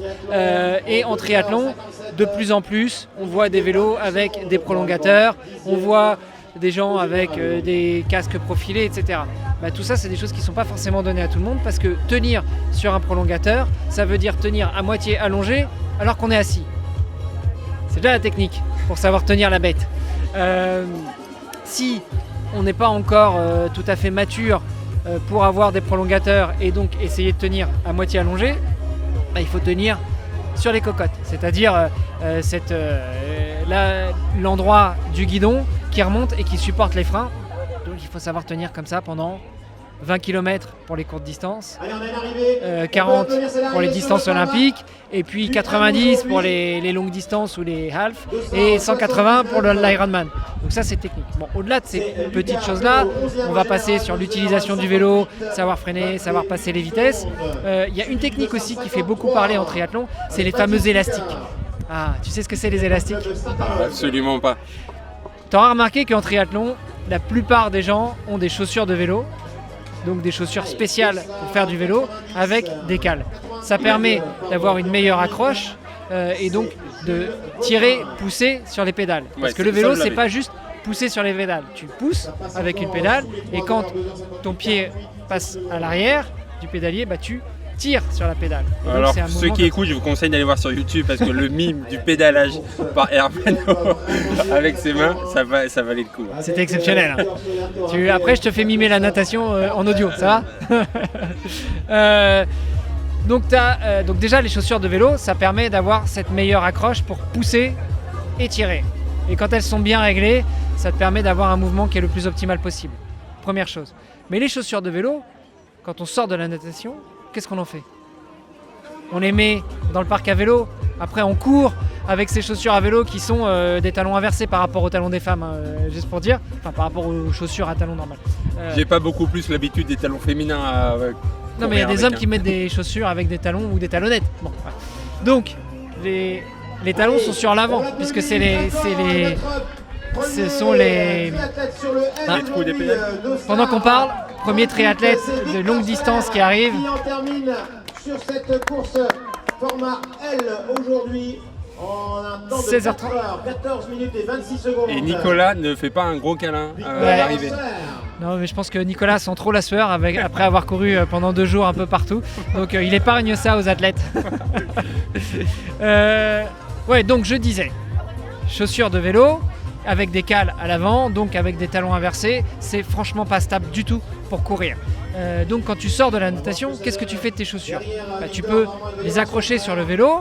La première chose que tu fais quand tu es triathlète et que tu sors de l'eau, tu vas au parc, tu mets ton casque. Une fois que tu as mis ton casque, tu mets ton dossard et après, tu attrapes ton vélo et tu t'en vas. Donc, si tu as les chaussures qui sont accrochées sur le vélo, le problème, c'est que très souvent, les chaussures, elles frottent par terre. Elles tapent, elles frottent, tu te prends les pieds dans les chaussures, c'est une horreur. Ça, c'est les triathlètes d'il y a 30-35 ans. Et donc, c'est pas la meilleure des solutions. On aura compris que la première, de mettre les chaussures et de courir avec, c'est pas non plus la meilleure solution. Et il y a des petits malins qui se sont dit, mais en fait, un vélo, c'est un cadre. Sur mon cadre, je peux mettre des élastiques, des petits élastiques de cuisine, et ces petits élastiques de cuisine, les chaussures de vélo en général elles ont une petite languette à l'arrière, donc je vais passer un élastique sur la languette de ma chaussure et puis je vais l'accrocher sur le cadre de mon vélo, ce qui fait que tu as une chaussure qui est accrochée avec un élastique qui est horizontal et qui permet d'éviter que ton pédalier y tourne pendant que tu vas prendre ton vélo pour aller jusqu'à la ligne de départ. Donc le fameux coup des élastiques, c'est ça, c'est que tu as une ou deux chaussures qui sont accrochées sur le cadre, tu prends ton vélo, une fois que tu as mis ton casque évidemment et ton dossard, tu vas vers la ligne de départ du parc à vélo, et là tu montes sur ton vélo, toujours pieds nus, et puis après 100 mètres, 200 mètres, 300 mètres, t'enfiles tes pieds dans les chaussures. Ça, c'est une des techniques du vélo qu'il faut travailler quand on est triathlète à l'entraînement. Alors ça ne veut pas dire qu'il faut l'entraîner systématiquement, tous les jours, pas par rapport au prix des élastiques de cuisine, hein, mais parce que parfois on se concentre aussi sur d'autres choses, mais ça fait partie des choses qu'on peut entraîner une fois, 2 fois, 3 fois par mois. Surtout que je suppose que c'est des petits détails qui, s'ils ne se passent pas bien, ça te foire le reste de la course. Tout à l'heure, tu demandais si les triathlètes ils pensaient au vélo et à la course à pied en nageant. Pas forcément, mais typiquement, c'est le genre de choses qui t'augmentent la charge mentale. Quand tu es dans le parc à vélo, tu prends ton vélo, tu pars, et soit tu fais tomber une chaussure, et alors là, tu es obligé de obligé de revenir en arrière, et dans un parc à vélo où tout le monde commence à s'accumuler, c'est pas forcément l'idéal. Soit tu te prends le pied dans ta chaussure est abîmée, des fois tu en as même qui tombent avec le vélo juste parce qu'ils se prennent le pied là-dedans. Donc ouais, ça reste quelque chose d'important, et ça reste une charge mentale qui peut être importante aussi au moment où tu vas monter sur le vélo et tu vas dire j'ai foiré, j'ai perdu 2 minutes, 3 minutes. Sur du court, ça peut avoir un impact. Sur du long, un peu moins. Mais quand tu joues aux avant-postes, ça commence. Voilà. Ouais, et puis il suffit que tu glisses, que tu te tombes. Je vois très bien le cadre du vélo avec une jambe à gauche, une jambe à droite. Et voilà. Moi, en tant qu'homme, je pense très bien que ça peut me faire foirer la course. Ça. Donc ça, c'est une des choses qu'on peut travailler. Il y a une autre chose qu'on travaille en vélo, qui n'est pas sur toutes les courses de triathlon, mais qui est sur les courses jusqu'aux distances olympiques, ce qui s'appelle aussi le court distance, là où on fait 40 km de vélo, suivant les organisations. Mais c'est le drafting. Le drafting, ça veut dire que, comme en Formule 1, on peut se mettre la roue de devant dans la roue de derrière du vélo qui est devant, et puis bénéficier de l'aspiration. Et parfois même, on peut rouler en groupe. Ça se travaille. C'est pas donné à n'importe quel amateur qui monte sur un vélo et qui va savoir rouler en groupe. Pourquoi ? Parce que rouler en groupe, ça veut dire tenir sa ligne, ça veut dire aller toujours tout droit, ça veut dire signaler les changements de direction quand tu es devant, ça veut dire toujours quand tu es devant signaler les aspérités sur la route, et quand tu es derrière, ça veut dire regarder les pieds et les mains du copain qui est devant, parce que s'il fait un signe, ça veut dire fais attention, va à droite, va à gauche, freine. Ça s'entraîne aussi. Ça s'entraîne souvent quand on fait les sorties club ou quand on fait les sorties entre copains à plusieurs, mais c'est quelque chose qui s'entraîne. Et prendre la roue, pour que ce soit efficace, ça veut dire qu'il faut vraiment sucer la roue. Tu as la roue de derrière, tu as la roue de devant, et tu colles vraiment. Alors, tu la touches pas, mais tu es à 1 cm, 2 cm, 3 cm, si tu veux vraiment bénéficier de l'aspiration. Et ça se travaille aussi. Parce que le mec qui est devant, il doit rester droit, il ne doit pas bouger. Celui qui est derrière, il doit être attentif aux pieds, je l'ai dit tout à l'heure. Pourquoi aux pieds ? Parce que si le mec qui est devant, il pédale moins vite, il ralentit, il s'arrête de pédaler, le vélo, il va ralentir aussi. Et si toi, derrière, tu ralentis pas aussi ou tu freines pas, si tu es à 1 cm de la route devant, tu vas vite aller la rencontrer. Oui, puis ça demande, alors je me permets cette expression, un contrôle de vos bécanes d'enfer, quoi. Ouais, donc ça se travaille. Et puis après, il y a plein d'autres choses qui s'entraînent sur le vélo, notamment sur les vélos, sur les épreuves qui sont avec de la longue distance. Ça va être de tenir la position, ça va être de savoir manier ton vélo, parce qu'on est quand même sur des routes ouvertes, on n'est pas sur un vélodrome. Parfois les routes sont fermées à la circulation, mais c'est pas toujours le cas, donc il faut savoir respecter le code de la route, observer, voir si un enfant va traverser, si un spectateur va traverser, si une voiture a dépassé le barrage, parce que les triathlètes sont là pour faire leur sport, mais il y a des fois des gens qui n'ont rien à faire quand ils sont en voiture. Ça peut être une voiture, ça peut être un vélo, ça peut être une moto, et donc il va falloir être maître de son véhicule, maître de sa bécane. Et donc ça aussi, ça s'apprend à l'entraînement. Et ce qui est marrant, c'est quand tout à l'heure Nicolas disait que le club de Chaumont est école de triathlon. Ça veut dire qu'ils apprennent aux enfants dès le plus jeune âge à faire du triathlon. Et c'est excellent quand tu vois des groupes de gamins sur un parking en train de faire des mouvements avec les vélos. Un peu comme les permis moto où on voit des mecs avec sur un parking, il y a des plots et puis on leur apprend à aller à droite, à gauche. On leur apprend pas à rouler vite. On leur apprend à rouler à 5-10 km/h. Déjà, une moto ou un vélo à 5 km/h, je te souhaite bon courage parce que justement il faut le maîtriser. Et bah, tout ça, ça fait partie des techniques qu'on peut apprendre sur le vélo. Ça, plus je suppose qu'il faut un alignement pour pouvoir que le haut du corps reste fixe alors que tu pédales, qu'il faut gérer sa respiration, gérer son effort sur toute la distance. Et puis il y a un autre élément aussi qu'il faut apprendre à maîtriser sur le vélo. Ça peut paraître anodin, mais c'est l'alimentation. C'est un truc que vous n'avez pas forcément en natation, sauf sur les très très longues courses en eau libre. Mais quand tu es en vélo, sur un 20 bornes, sur un 40 bornes, sur un 90, sur un 120, sur un 180, ou quand tu fais une sortie avec les potes. Je me suis demandé combien de distance tu allais faire. Je m'arrête à l'Ironman. Après, c'est des multiples de l'Ironman, donc vous faites les calculs. Un double, c'est 360. Donc en fait, il faut s'alimenter. C'est un élément qu'il ne faut pas ignorer. Parce que quand on nage, on ne s'alimente pas. Par contre, dès qu'on sort de l'eau, la première chose à faire, une fois qu'on est sur le vélo, qu'on a mis les chaussures dans les pédales, c'est s'hydrater. Parce que mine de rien, dans l'eau, on perd beaucoup d'eau. Et puis, il faut manger. Et une fois qu'on commence à manger, on ne peut plus s'arrêter. Pas parce qu'on a faim ou parce qu'on aime ça, il y en a, mais surtout parce que l'apport énergitique, il ne faut pas s'arrêter de manger. Alors, à définir la fréquence, est-ce que c'est toutes les 20 minutes, toutes les demi-heures, toutes les heures ça s'entraîne pendant les périodes d'entraînement, pendant les sorties longues, seul, en club, avec les copains. Et donc ça fait partie des techniques aussi qu'il faut entraîner en vélo. Ok, et comme d'habitude, hein, notamment pour l'alimentation, ne pas faire les entraînements la veille de la course, ne pas faire d'essai le jour de la course. Sinon, vous allez passer un mauvais moment sur le vélo ou plutôt aux toilettes à côté. C'est vrai que sinon ça va être compliqué. Mais bon, je le répète systématiquement dans le podcast, quasiment à chaque épisode, on ne teste rien le jour de la course ou les veilles de course, surtout si on ne connaît pas, et surtout sur l'alimentation, sur l'hydratation, sur j'ai une nouvelle selle, je vais l'essayer le jour du triathlon. Ouais, je suis pas sûr que ce soit la meilleure chose. J'ai des nouvelles barres, elles sont vachement bonnes, je vais essayer de prendre ça sur la compétition. Testez ça à l'entraînement, les gars. Tu as parlé du sommeil, comme quoi il était très important. C'est évident que je suis d'accord avec toi parce que je le rappelle, c'est à ce moment-là où le corps, le cerveau, premièrement se repose et deux, ancre tout ce que vous avez travaillé avant. Assimile. Donc c'est à ce moment-là. Oui, excuse-moi, tu as les mots techniques, moi j'ai dit ancré.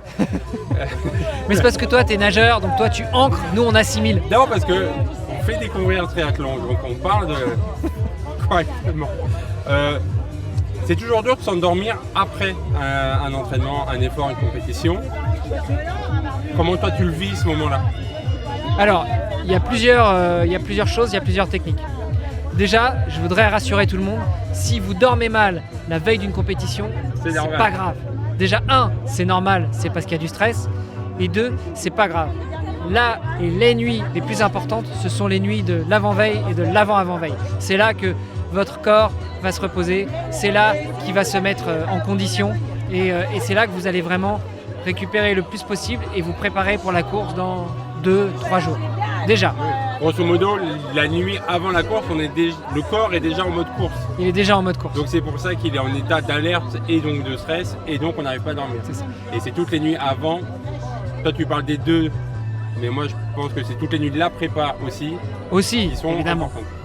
Mais je tenais à démystifier le truc et à rassurer les gens. Donc déjà, première chose. Ensuite, pour pouvoir bien s'endormir après un entraînement, il y a quand même une règle qui est immuable. C'est pas d'entraînement. T'étais filmé là ou t'étais que sur moi, salaud? C'est quand même essayer de ne pas vous entraîner plus de 2 heures, 3 heures avant de vous endormir. Alors, je sais que c'est jamais facile. Quand on s'entraîne à 20h et qu'on rentre à 22h et qu'on n'a pas encore bouffé et puis qu'on est claqué parce que le lendemain on se lève à 6h pour aller bosser, c'est dur de dire tu vas te coucher à 1h du matin. Je vous l'accorde. Mais c'est quand même la première règle, essayez d'espacer la fin de l'entraînement au moins de 2 à 3 heures avant le coucher. Et avant le repas aussi, parce que je viens de donner un exemple, tu rentres de l'entraînement, tu manges.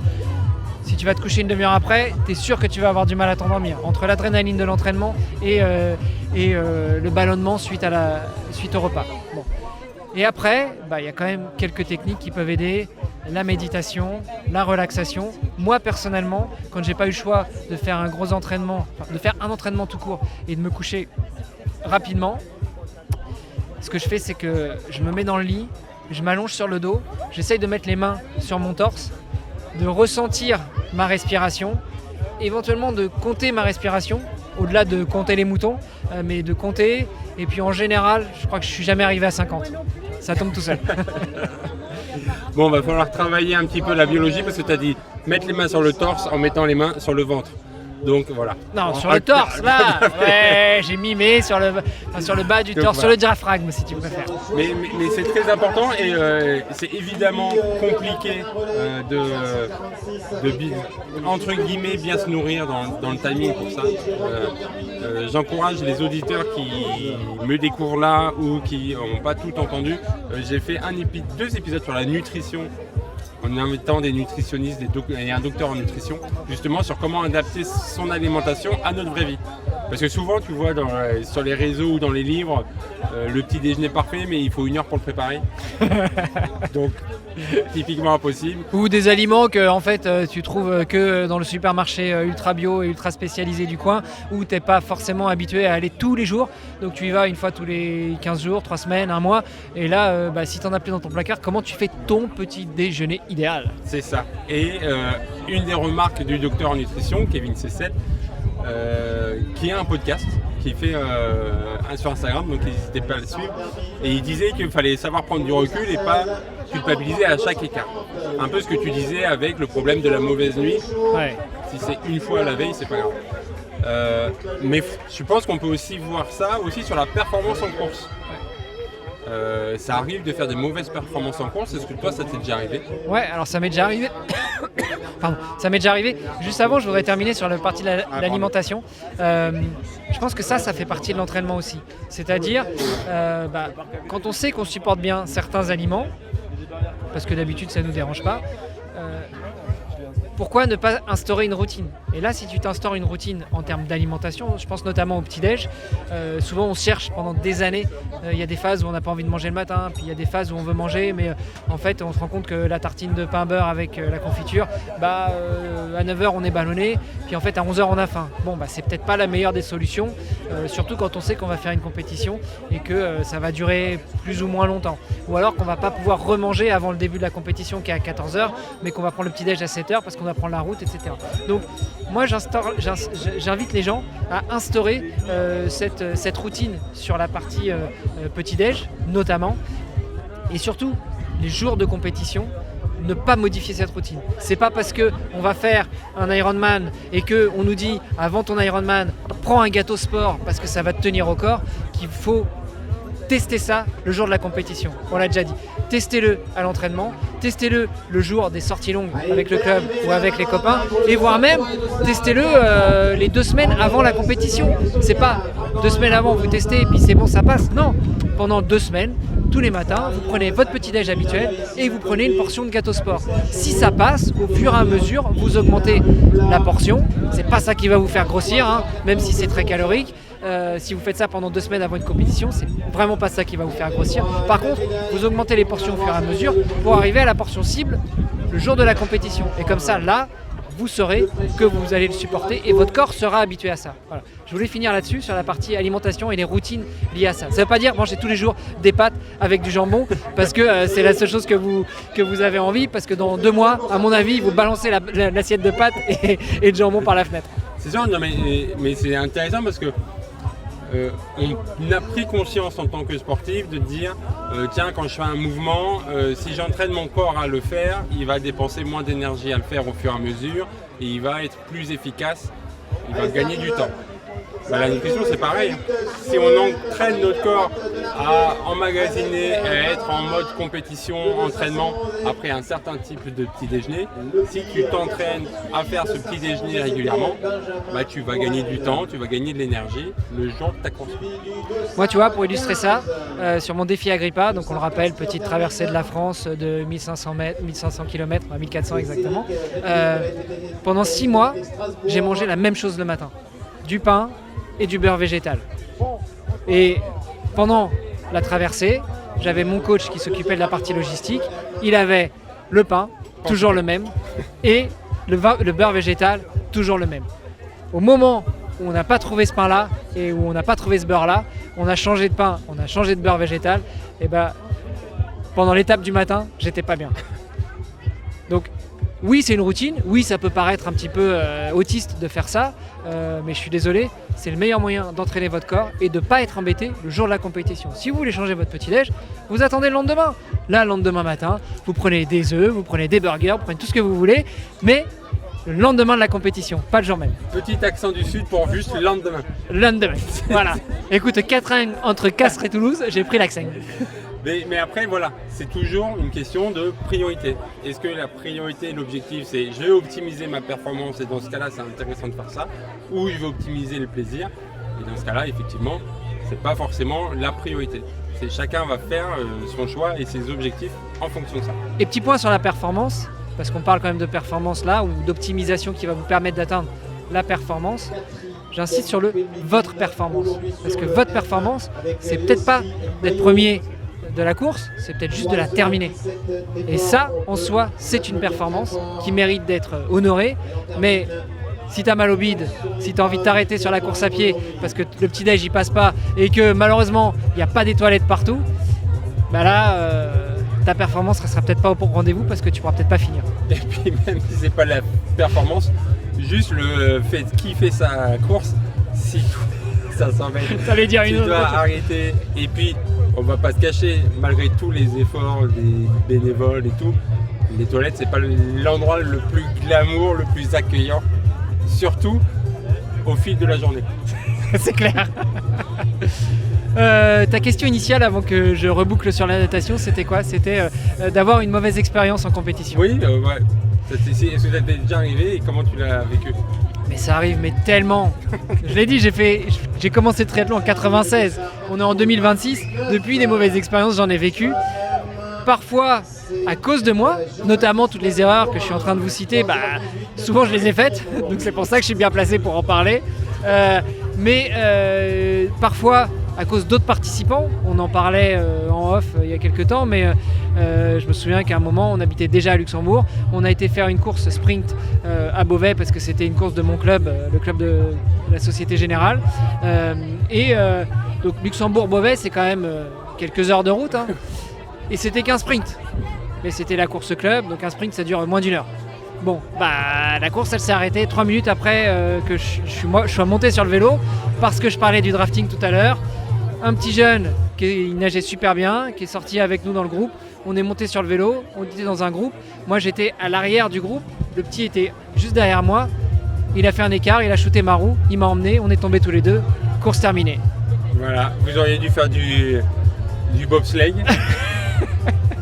Parce que pour ceux qui n'ont pas la référence, c'est le début, c'est une des premières scènes du film Rasta Rocket où il joue les qualifications aux Jeux Olympiques sur le 100 mètres et tu as Junior qui tombe et qui fait tomber les acolytes à droite et à gauche et qui du coup ça se termine en équipe de bobsleigh, mais je ne vais pas spoiler le film, il ne gagne pas. C'est ça, mais on va pas spoiler le... Qui est issu d'une histoire vraie, je crois que le spoil est déjà fait. Mais donc les mauvaises performances, et comment après une mauvaise performance, tu te dis tiens on va faire une autre performance, encore une fois en mettant des gros guillemets, des grosses pincettes sur le terme performance. Je pense qu'on peut parler d'objectif peut-être. Voilà. Écoute, je pense que c'est toujours pareil, c'est une question d'état d'esprit. Soit tu peux attraper le vélo, le balancer sur le bord de la route et puis t'énerver. Ouais, surtout qu'en ce moment, quand tu balances le vélo, tu balances pas mal de pognon. Soit tu peux te dire, écoute, comme je disais tout à l'heure, pour les abandons, c'est en tombant qu'on apprend à se relever.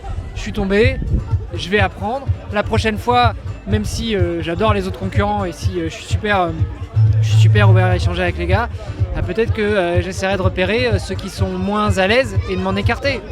Là, l'ironie du truc, sur ce que je vous ai raconté tout à l'heure, c'est que je me suis mis à l'arrière du groupe parce que je me sentais moins rassuré d'être à l'avant. Et donc je me suis dit, je vais me mettre derrière, comme ça je protège les autres, j'évite qu'ils viennent me rentrer dedans parce que je fais un écart. Et puis dans 5 bornes, 10 bornes, quand je me sentirai plus en sécurité, plus rassuré, et bah, je passerai devant et je prendrai les relais. Bon, résultat, c'est pas bien.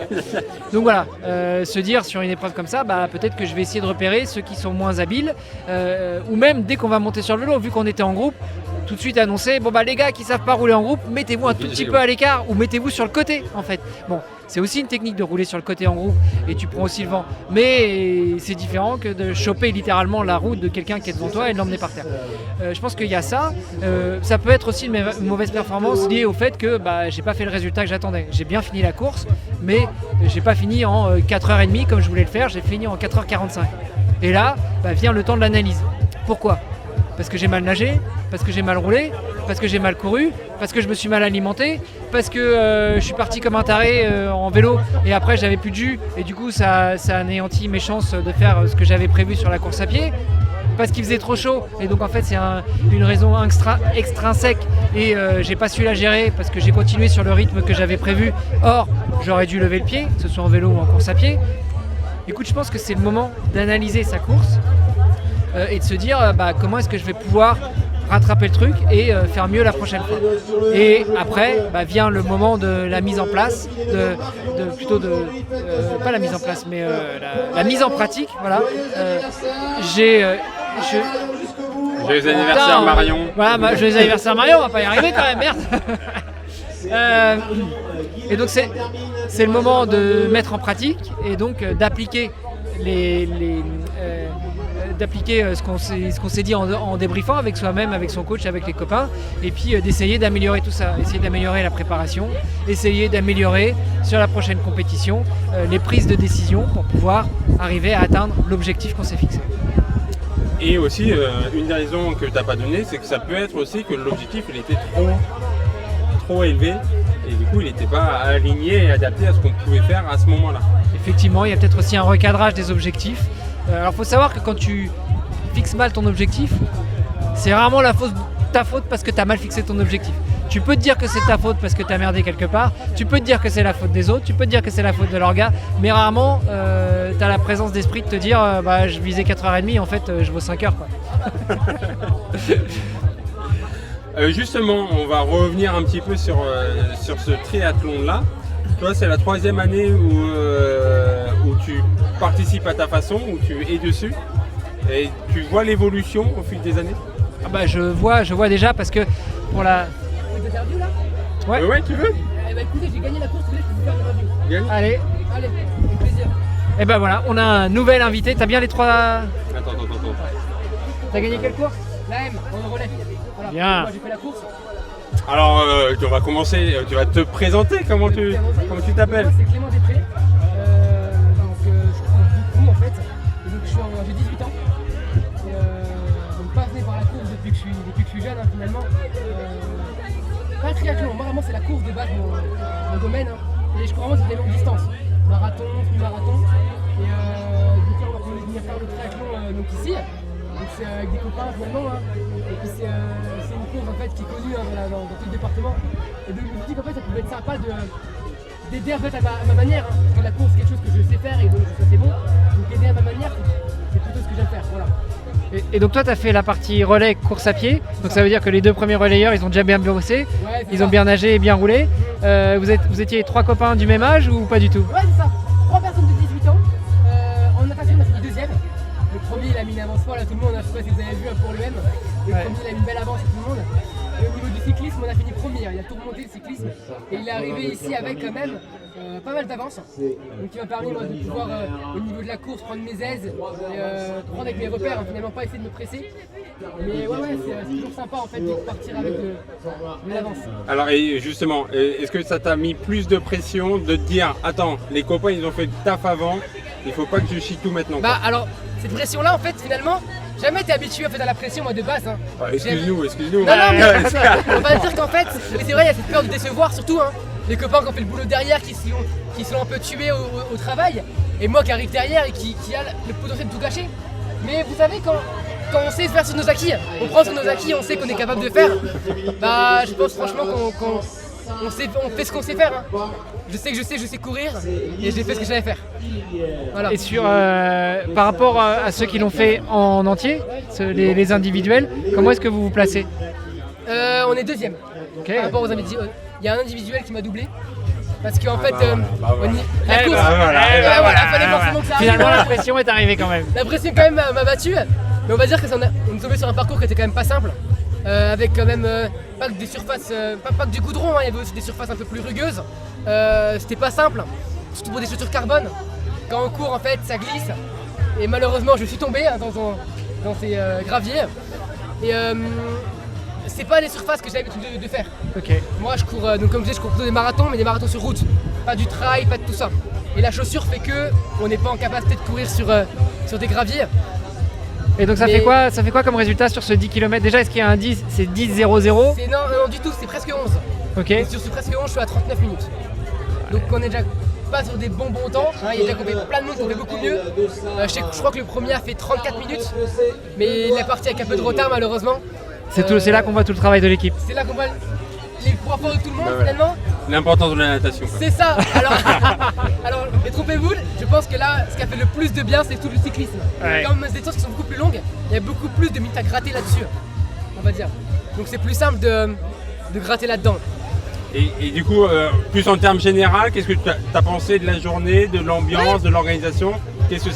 Comment tu l'as ressenti de l'intérieur? Au niveau de l'organisation pure, c'est super parce que c'est un événement qui est sur 2 villes différentes, hein, avec toujours une ambiance qui est très bonne, de la musique, des bons speakers. Mais là où il y a eu problématique là-dedans, c'est au niveau des navettes entre les deux sites.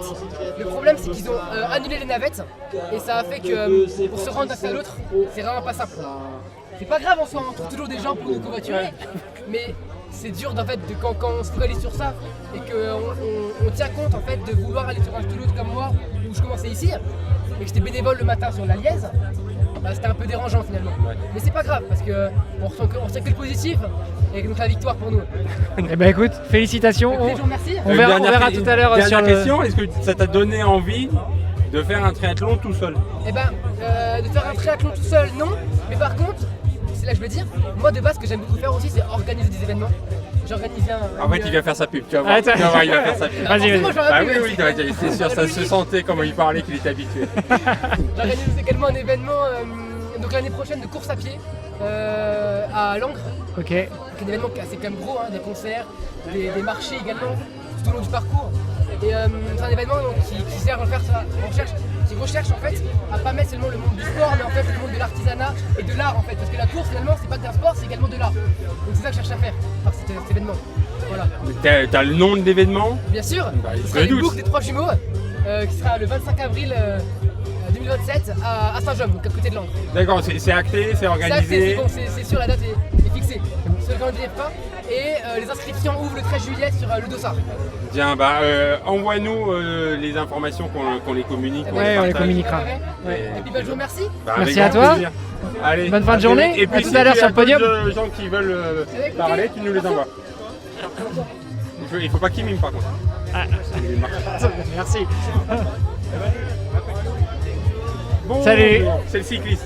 Nickel. C'est ça? Non, moi je suis le nageur. Ah, quelqu'un de bien. Eh ben écoute, je vais vous laisser, je vais aller chercher à boire, je vous laisse parler tous les deux. Donc je te présente Hermano, qui est podcast numéro 1 en triathlon. En France, dans d'autres pays? Dans tous les pays francophones, ouais. Excuse-nous. S'il te plaît. Et moi je te présente Théo, qui est le fondateur, le podcasteur de Swim Smart. Et podcast numéro 1 de la natation en France. Podcast numéro 1 en natation, numéro 8 au Brésil. Ah, bravo. Ça claque. Ah ouais, voilà. Donc voilà, présente-toi. Alors je m'appelle Marceau Cornuel, je vais avoir bientôt 17 ans et je suis au club de triathlon de Langres. Alors petite pause, comme tu as 17 ans, est-ce qu'il faut qu'on demande à ses parents? Est-ce que ses parents sont Est-ce pas que tes loin? parents sont d'accord pour que tu passes? Non, ils sont. Voilà. Tu sais, là, t'es en live, donc on va pas avoir de problème. L'emploi du futur. Voilà. T'es venu de ton plein gré? Oui. On t'a pas forcé. Bon, Clément t'a un peu dit de venir, mais ça va. Ah, mais oui, mais ça me fait plaisir d'être là. Ok, et donc, raconte-nous comment tu es arrivé à faire la natation vainqueur. Alors, j'ai mon père qui est entraîneur de triathlon. Et donc mon plus grand frère, j'ai 2 frères, il a fait un peu de natation mais sans trop se forcer. Et j'ai mon second frère qui a 20 ans, qui lui a fait du sport assez haut niveau. Il a fait champion de France par équipe en triathlon, en aquathlon. Et du coup j'ai suivi les traces en moins haut niveau, mais j'essaie de suivre les traces et c'est comme ça que... Et l'équipe, comment vous l'avez formée? C'est ton initiative? C'est l'initiative d'un des copains? En fait c'était mon initiative, je suis blessé à l'ange, du coup j'avais envie de faire le triathlon mais il fallait que je trouve des relayeurs. Et j'ai 2 potes, donc Théo Sirdet qui fait du vélo qui est très fort. Et Clément Després qui court très bien, donc je me suis dit oui, Clément nous a clairement dit que c'était grâce à Théo que vous aviez gagné. Ouais, il est très très fort. Bon, il nous a dit que la natation était pas trop mal non plus, parce que tu sors 2 de l'eau. En fait, je sors 2 de l'eau, il y a eu Axel Henrissa devant moi qui est au stade de Reims de triathlon, qui est très fort. J'ai pas fait une très bonne natation, je suis un peu déçu de moi, mais en vrai ça va. Et Théo a bien remonté, il a été très fort. Ça tombe bien parce que juste avant on parlait des mauvaises performances et de comment remonter. Tu dis que tu es déçu de toi, pourquoi tu es déçu? Qu'est-ce qui fait que tu es déçu? Ma préparation, j'ai un peu pas assez bu. J'aurais dû boire plus, m'hydrater plus. Niveau du parcours, j'ai pas forcément eu la meilleure des trajectoires. Et donc je sais que j'aurais pu mieux sortir de l'eau. Je sais que j'aurais jamais pu battre Axel, mais au moins j'ai à apprendre mes erreurs pour la prochaine fois. Et c'est exactement ce qu'on vient de dire il y a quelques minutes, n'est-ce pas? Voilà, c'est ça. Voilà. Sauf que nous, on n'est pas ni vainqueur ni deuxième. C'est ça. Pourquoi tu dis que tu n'aurais jamais pu battre Axel? Parce que déjà, dans l'eau, au club... Axel, je le connais depuis longtemps. Et lui, donc, il a consacré sa vie à ça, comme il est en section sportive à Reims. Et moi, je progresse quand même les cours. Je connais son niveau et je sais qu'il est plus fort que moi. Ça donne quoi en termes de temps sur les 1500 mètres de natation? Alors j'ai mis 25 minutes, sauf que il n'y avait pas vraiment 1500, il y avait beaucoup plus. Donc sur 1500, je sais pas exactement. Ta montre, elle t'a indiqué combien de mètres t'avais fait? J'ai pas pris ma montre parce que de base je croyais qu'il y avait vraiment 1500, mais je sais que je tourne en mieux d'une 30 au 100.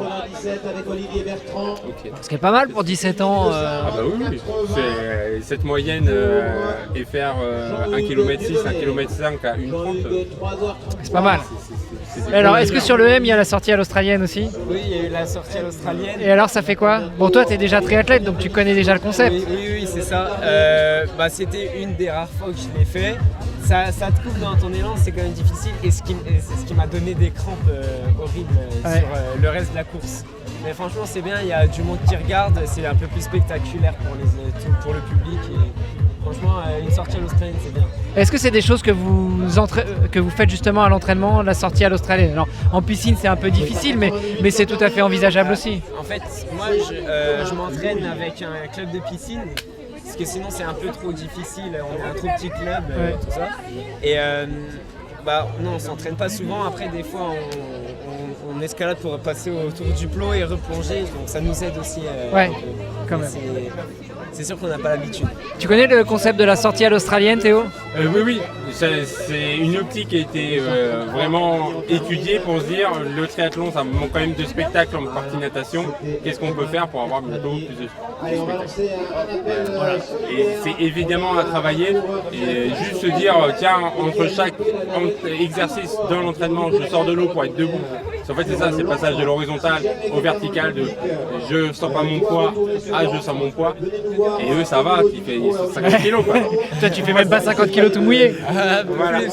Si je le fais, c'est un peu plus que 50. Quoi. Donc c'est vrai que c'est important. Et notamment l'activation des jambes. Je sais pas si tu le fais, mais si les derniers mètres de ta course, avant de te reporter, t'accélères un peu ta fréquence, tu les augmentes pour pouvoir un peu réactualiser les jambes, ça te permet de mieux sentir ça. On avait posé la question à Clément, est-ce que du coup ça lui avait donné envie de faire un triathlon? Donc lui, il a dit non. Toi, tu es déjà triathlète. C'est quoi tes grands faits d'armes, les triathlons que tu as préférés? Les grands faits d'armes, oulala. Il peut avoir des faits d'armes, excuse-moi. La course que j'ai préférée, je pense, c'était peut-être. C'est pas un triathlon, ça a été le Trail d'Argelès. Après, cette course c'est bien, mais bon, après c'est comme ça. Avec l'organisation, c'est peut-être plus simple pour eux, mais je préférais quand le triathlon finissait à Langres parce qu'on pouvait voir tout. C'était un beau triathlon. Après, j'ai pas fait énormément de triathlon et là j'avais un peu arrêté avec le bac et ça m'a remotivé pour m'y remettre. Et du coup, section sportive l'année prochaine pour tes études supérieures? Non, là je suis en première, je passe en terminale spé maths physique, ça va être. Ça va être compliqué là. Ça va être beaucoup de boulot et pas de section sportive. Écoute, je crois qu'il y a le 3e larron de votre équipe qui est là, non? Juste là. Est-ce qu'on essaie de lui tendre le micro aussi? Théo, je suis l'organisateur international du cyclocross de Langres et du trail. Ok. Je m'occupe de tout ça. Voilà, le 1er novembre. Donc j'ai mon fils qui fait de la compétition de vélo et vous priez le questionner de On va pouvoir lui poser les questions. Merci. Oui, ça se voit. Il y a des indices pour dire que c'est toi qui fais le vélo. Ouais, je pense que. Je crois que ça n'a pas de publicité. Écoute, on va peut-être te laisser te présenter, même si on aura compris que tu fais partie de l'équipe qui a gagné le M en relais. Non, c'est lui qui a fait gagner l'équipe. C'est toi qui as fait gagner l'équipe. Voilà. Et t'as un très bon prénom, Théo, c'est parfait. Je sais pas quoi dire moi. Peut-être déjà te présenter. Moi je m'appelle Théo Sirdet. À la base je fais du cyclocross. Et j'ai eu une fracture du col du fémur il y a 2 ans. Et du coup je fais plus de la route maintenant. En attendant de me faire poser une prothèse. Et ils m'ont proposé de faire un triathlon, donc j'en ai fait un, c'était mon premier, voilà. Donc on était là pour gagner, on a gagné. Ah oui, c'était votre objectif annoncé? Moi je suis là toujours pour gagner, donc j'aurais dit on gagne, ils m'ont dit on fait soit 1 soit 2, parce qu'il y avait une autre équipe assez forte, et puis Et toi tu leur as dit non, c'est hors de question, on fait un, quand c'est j'ai tout. vu qu'ils sortaient de l'eau 2e avec beaucoup de retard, j'avais un peu peur. Et je suis arrivé à Champigny avec 46 de moyenne. Et en sachant qu'il y avait les 2 bosses, du coup je me suis dit j'ai peut-être un peu trop forcé. J'ai un peu calmé les watts et puis quand je suis arrivé à Charmes, j'étais déjà dans les motos. En fait j'ai doublé les motos. Ils se sont rendus compte que j'étais du parcours M et puis ils m'ont redoublé. Et après j'ai pas revu les mecs du M. Et à l'arrivée apparemment il y a quand même un M individuel qui arrive en même temps que moi. Mais parce qu'il avait un vélo de chrono, donc sur la dernière partie c'était avantageux avec le vent et tout. Voilà. Bon, et toi justement, comme t'es cycliste, tu roules pas avec un vélo de chrono? Si, j'ai déjà roulé avec des vélos de chrono, mais là vu que mon team il est loin, je suis en préparation pour la semaine prochaine pour un chrono, donc ils étaient en train de le réviser et du coup je l'ai pas. Donc là j'avais mon vélo tradi, mais ça allait très bien dans les bosses et t'es avantagé. C'est juste à partir de Mara, c'est mieux avec un vélo de chrono, voilà. Parce qu'avec le vent de face. Je suis complètement perdu. T'es perdu? Je suis complètement perdu. Alors le vélo de chrono, c'est ce dont je te parlais. C'est C'est celui avec les prolongateurs de vent où tu es à moitié allongé. T'en as qui ont des casques de vélo en forme de goutte d'eau pour être encore plus aérodynamique. Du coup, ça c'était juste un jeu pour toi, cette course aujourd'hui. D'habitude, tu cours sur quelle distance? Cette année, je suis sur des 120 km. À peu près 40 de moyenne d'habitude. Et là j'ai fini avec 38 de moyenne sur 50 km, mais après il y a beaucoup de bosses et tout, et surtout du vent. Et puis surtout grimpeur, mais là il y avait beaucoup de vent, c'est le vent qui m'a... Et surtout là tu roules tout seul, parce que d'habitude tu roules en groupe. C'est du peloton d'habitude, mais après moi je fais pas beaucoup de chrono, mais je sais que je préfère cette discipline, le contre-la-montre, je préfère. T'es tout seul, il n'y a pas dans les roues et tout. C'est que tout seul, c'est son effort à soi-même, quoi. Et comment tu as vécu la partie natation du bord? Toi, tu devais être j'ai pas vu grand chose, mais j'ai eu juste peur quand j'ai vu partir le vélo. Je repère les écarts en natation, je les connais pas du tout. Je sais pas si ça représente beaucoup quand on voit dans l'eau, mais les écarts en vélo, je sais ce que ça représente. Et quand j'ai vu qu'il était déjà en haut de la bosse, j'étais toujours pas parti. J'ai eu un peu peur. Et finalement, à partir quand je l'ai vu au loin, je me suis dit c'est bon. Mais j'ai cru qu'on reviendrait jamais dessus. Moi, quand j'ai pris le vélo, je me suis dit on est 2e, c'est terminé. Mais j'ai pas perdu. Enfin, j'ai pas pensé à lui. J'ai fait ma course et je suis revenu direct sur l'équipe. En 6 km, j'ai bouché à peu près 4 minutes. 5 minutes. Ça envoie, hein. Vous jouiez pas dans la même équipe. Mais vous étiez là pour gagner, ça on a bien compris. Est-ce que quand tu viens pour gagner une course, tu arrives à profiter un petit peu de l'ambiance ou tu es tellement focus sur ta course que le reste tu t'en fiches? Moi, à partir du moment où je suis monté sur le vélo, j'étais pas forcément dans l'ambiance, mais j'étais pas non plus dans ma bulle à bloc. J'étais dans ma bulle, mais pas comme sur... j'ai jamais fait cette discipline, donc j'étais pas dans ma bulle comme sur une course que je fais d'habitude.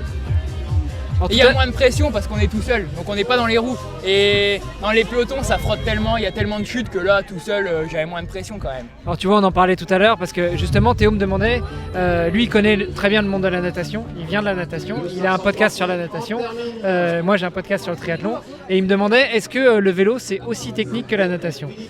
Alors aussi, peut-être que tu ne sauras pas répondre, en revanche je lui exposais qu'il y avait beaucoup de techniques à travailler, et notamment la technique quand on roule en groupe. Alors en vélo, en triathlon, on n'est pas trop en groupe, en peloton, mais par contre il s'avère que parfois on est 3, 4, 5, on fait des mini pelotons. Ta réponse là-dessus, ce serait quoi ta technique à travailler en vélo, au-delà de rouler? Moi ce que je dirais, c'est que si jamais je me retrouve à 3, je fais péter le groupe déjà, parce que moi je me suis tellement fait avoir sur des courses sur route qu'en fait quand on est à 3, il y a toujours un mec qui va rouler plus. Et là, ça aurait été moi, je le sais, parce que j'aurais voulu appuyer.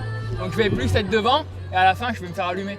Parce que moi, par exemple, je suis grimpeur, donc au sprint, ça aurait été fini. Donc on serait arrivé à 3 là, je me serais fait fumer, hop, terminé. Après, c'est pas l'arrivée, il y a encore la course à pied. Mais j'aurais fait péter avant, parce que dans une bosse, j'aurais fait péter dans une bosse. Donc, ton conseil pour rouler à plusieurs, c'est de rouler tout seul. Non, ou alors, vraiment, après moi je sais que je tiens tout seul, donc voilà. Mais pour quelqu'un qui n'a pas envie de faire la course tout seul, c'est faire le moins d'efforts possible, tout en relayant ses adversaires. Parce que c'est le but, c'est pas de se tirer des bâtons dans les roues, c'est de s'aider. Puis les bâtons dans les roues en vélo, c'est pas top. Sans trop en faire, voilà. Sans trop se confronter au vent, voilà. Est-ce que tu prévois de faire du vélo ton avenir professionnel? Professionnel, avec le problème que j'ai eu, je sais pas. Et c'est pas mon objectif parce que le monde professionnel c'est encore bien autre chose. Il y a beaucoup de contraintes, c'est encore autre chose. Il y a beaucoup de choses que j'ai pas envie de m'y confronter. Donc je sais pas, mais ça peut être une expérience. Il n'y a pas de tabou sur le podcast, donc tu peux tout dire s'il y a des choses qui te dérangent. Non, mais si ça me... Ça va pas te fermer des portes. Si l'occasion se présente, pourquoi pas. Mais... Ok. Est-ce que ça t'a donné envie de faire des triathlons? J'ai l'impression que pas trop. En relais, pourquoi pas. Oui, non, mais là, on est d'accord que t'as pas fait un triathlon. Moi, je peux pas faire de triathlon parce qu'en course à pied, déjà, je ne peux plus courir. Et natation, je suis bon, mais pas assez par rapport à mon collègue, par exemple. Je n'ai pas envie de faire un triathlon tout seul pour finir dernier. Moi je suis là pour gagner, je sais qu'en relais je peux gagner, donc je vais faire en relais. Voilà, il faudrait vraiment que je m'entraîne beaucoup avant d'en faire un. Bon, tu sais qu'il y a une course qui est pas mal, qui reste du triathlon, ça s'appelle l'Ironman. La distance c'est 180 bornes en vélo et il y en a qui se font en relais. Ça t'intéresserait pas de faire ça un jour? 180, ça serait peut-être une limite trop long, mais le L par exemple, là ça serait même largement atteignable. 90 km, après faut gérer l'effort, là j'ai peut-être un peu trop géré. J'avais un peu peur de craquer à la fin quand j'ai vu les 46 de moyenne à Champigny, puis en fait j'ai pas craqué, j'aurais pu mettre plus dès le début, mais on peut jamais savoir avec l'effort quand on l'a jamais fait. L'année prochaine, si on le refait par exemple, je saurais très bien à quel moment. Là j'avais calculé mes zones, à quel moment mettre les watts dans les bosses et tout, mais on peut jamais se fier, c'est pas pareil sur le terrain, selon le vent et tout, en cyclisme c'est... Bon, l'année prochaine, il te reste plus qu'à faire le parcours à peu près dans les mêmes conditions pour pouvoir retester encore. Ouais, après c'est mes routes d'entraînement, donc je les connais presque par cœur. Puis voilà quoi. Et écoute, je pense que je me mettrai un peu plus dans le rouge si je le refais, si je refais le même parcours et tout. Voilà. Et merci Théo. Et bravo à l'équipe. De rien. On passera tout à l'heure vous voir pour le podium. Ouais, pas de soucis. À tout à l'heure. Merci. Petite pause rafraîchissante avec des invités. Bah ouais, c'était chouette. Petite pause où il me reste 10% de batterie sur mon ordinateur. Est-ce qu'on conclurait pas notre live? Bah, je pense que de toute façon, si on le conclut pas, il va se conclure tout seul. Sur quoi on conclut? Moi j'ai envie de te poser la question, toi qui as passé une journée ici entre Langres et Chaumont, qui a vu du monde, qui a interviewé du monde, est-ce que ça t'a plu? Est-ce que ça te donne envie de refaire ça sur des triathlons en tant qu'animateur, spectateur, médiaman? Et puis est-ce que ça te donne envie de passer le cap et de faire un putain de triathlon, Théo? Alors, tu me poses la question, mais tu connais la réponse parce qu'on en a déjà parlé ce midi. C'est pas grave, je vais t'embêter jusqu'à ce que tu dises oui. Mon objectif en triathlon, si j'en fais un, parce que je suis vraiment pas à l'aise à vélo, mais si j'en fais un et je me mets, allez, tout seul à l'écran pour m'engager là-dedans, j'aimerais bien faire je crois que c'est Xterra Les T24. Les T24, une équipe de 6 et faire un triathlon de 24 heures parce que tu as le côté équipe qui moi m'intéresse. J'ai pas assez d'ego pour rester tout seul donc. Ah donc en fait quand tu faisais tes conneries tout à l'heure tu me mettais moi tout seul, mais toi tu te mets jamais tout seul. Ok, super. Mais ça me plairait. En tant que spectateur, je mets de grosses réserves sur l'intérêt vu la taille des parcours et vu l'éloignement avec la piscine, pas la piscine, j'ai trop l'habitude, mais dans l'épreuve lac. Moi je suis trop loin pour prendre du plaisir en les regardant. D'autant plus si les gens ne connaissent pas forcément le sport natation. Je pense que c'est un gros axe de travail pour la Fédé, pour les organisateurs, pour trouver quelque chose qui fait que quand tu es sur le bord, il faut que tu puisses profiter de la natation, du vélo et des courses à pied. Écoute, vu la taille du lac, et vu qu'aujourd'hui, j'en parlais quand j'étais sur le bateau, parce que normalement le lac il est ouvert au public, et notamment il est ouvert aussi aux pêcheurs, donc il y a beaucoup de gens en fait qui naviguent sur le lac, que ce soit des bateaux, des planches et autres. Mais là, pour l'épreuve, ils ferment le lac au public, et c'est ouvert que pour les triathlètes.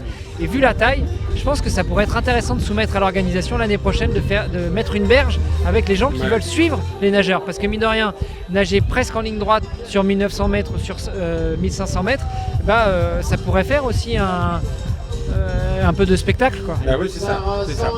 Pour vraiment, en tant que spectateur, je pense que c'est nécessaire si jamais tu veux vraiment interagir, qu'il y ait des encouragements, qu'il y ait ce genre de choses. Pour ce qui est de couvrir, moi je kiffe mes journées. Je pense que c'est... alors on va essayer de nous faire un peu de pub, mais c'est une porte d'entrée qui n'existe pas encore pour les organisateurs d'événements. À voir avec Nicolas ce qu'il en pense, mais je suis pas sûr qu'il y ait beaucoup de podcasts qui communiquent comme ça, de cette façon, et qui sont légitimes à le faire. Et c'est trop kiffant. Tu rencontres des gens, t'es dehors, tu squeezes le repas de la belle famille. Ça va être genre des parfaits. Tu nous donneras la date l'année prochaine pour que tu puisses à nouveau squeezer. Non mais écoute, merci d'avoir été avec moi aujourd'hui, d'avoir plus que co-animé, parce que tu as quand même été l'organisateur, l'instigateur de tout ça, donc merci beaucoup. Je pense qu'on va pouvoir continuer sur l'autopromo et peut-être se dire que s'il y a des organisatrices et des organisateurs qui nous écoutent, n'hésitez pas à nous contacter. Théo, c'est sur swimsmart.fr. Moi, Hermano, c'est sur devenirtriathlète.com.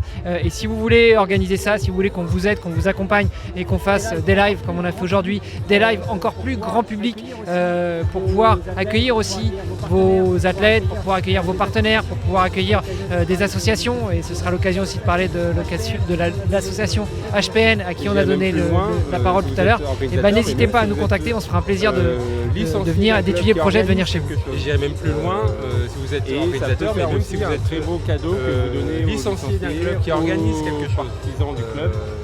Et ça peut faire aussi un très beau cadeau que vous donnez aux licenciés. Maintenant on va l'écouter de l'intérieur pendant que tu es en train de nager. Ce jour-là, dire voilà, t'as vécu ta course à plein de gens, et maintenant une autre façon de vivre de l'intérieur, de prolonger en train de nager, il s'est passé ça, il s'est passé plein de choses. On a donné la parole à plein de gens. C'est une autre façon de vivre la course et de prolonger ce plaisir. Je pense que ça se justifie. Eh ben écoute Théo, merci encore. On souhaite une bonne fin de journée. Nous on va continuer à tourner un petit peu autour des organisateurs. Et puis il y a aussi un athlète que je voudrais aller interviewer. C'est celui qui a pris le départ dans un canoë qui était tiré par un copain en natation, qui a continué sur un vélo couché et qui a fini sur un vélo, un vélo de course à pied adapté aux personnes invalides. Voilà. Et moi je suis curieux de savoir la raison qui a fait qu'ils désolé, mais pourquoi il était dans un canoë? Dans le canoë. Moi, j'aurais bien aimé le voir dans l'eau. De nous avoir Et suivis. donc, Merci. j'ai hâte de savoir la raison qui a fait qu'il était dans le canoë. Et ben on va lui demander. Merci à tous de nous avoir suivis. Merci Swim Smart d'avoir accompagné Devenir Triathlète. Un grand merci Armano. Alors cet épisode il sera visible un peu partout, on ne sait pas trop quand, on ne sait pas trop comment, mais on trouvera. Un grand merci Armano, je te l'ai déjà dit pour tout ce que tu fais pour le triathlon, pour la natation. Et bah merci de m'avoir convié là, j'étais trop content. Et ben avec plaisir. Merci à toi. Ciao.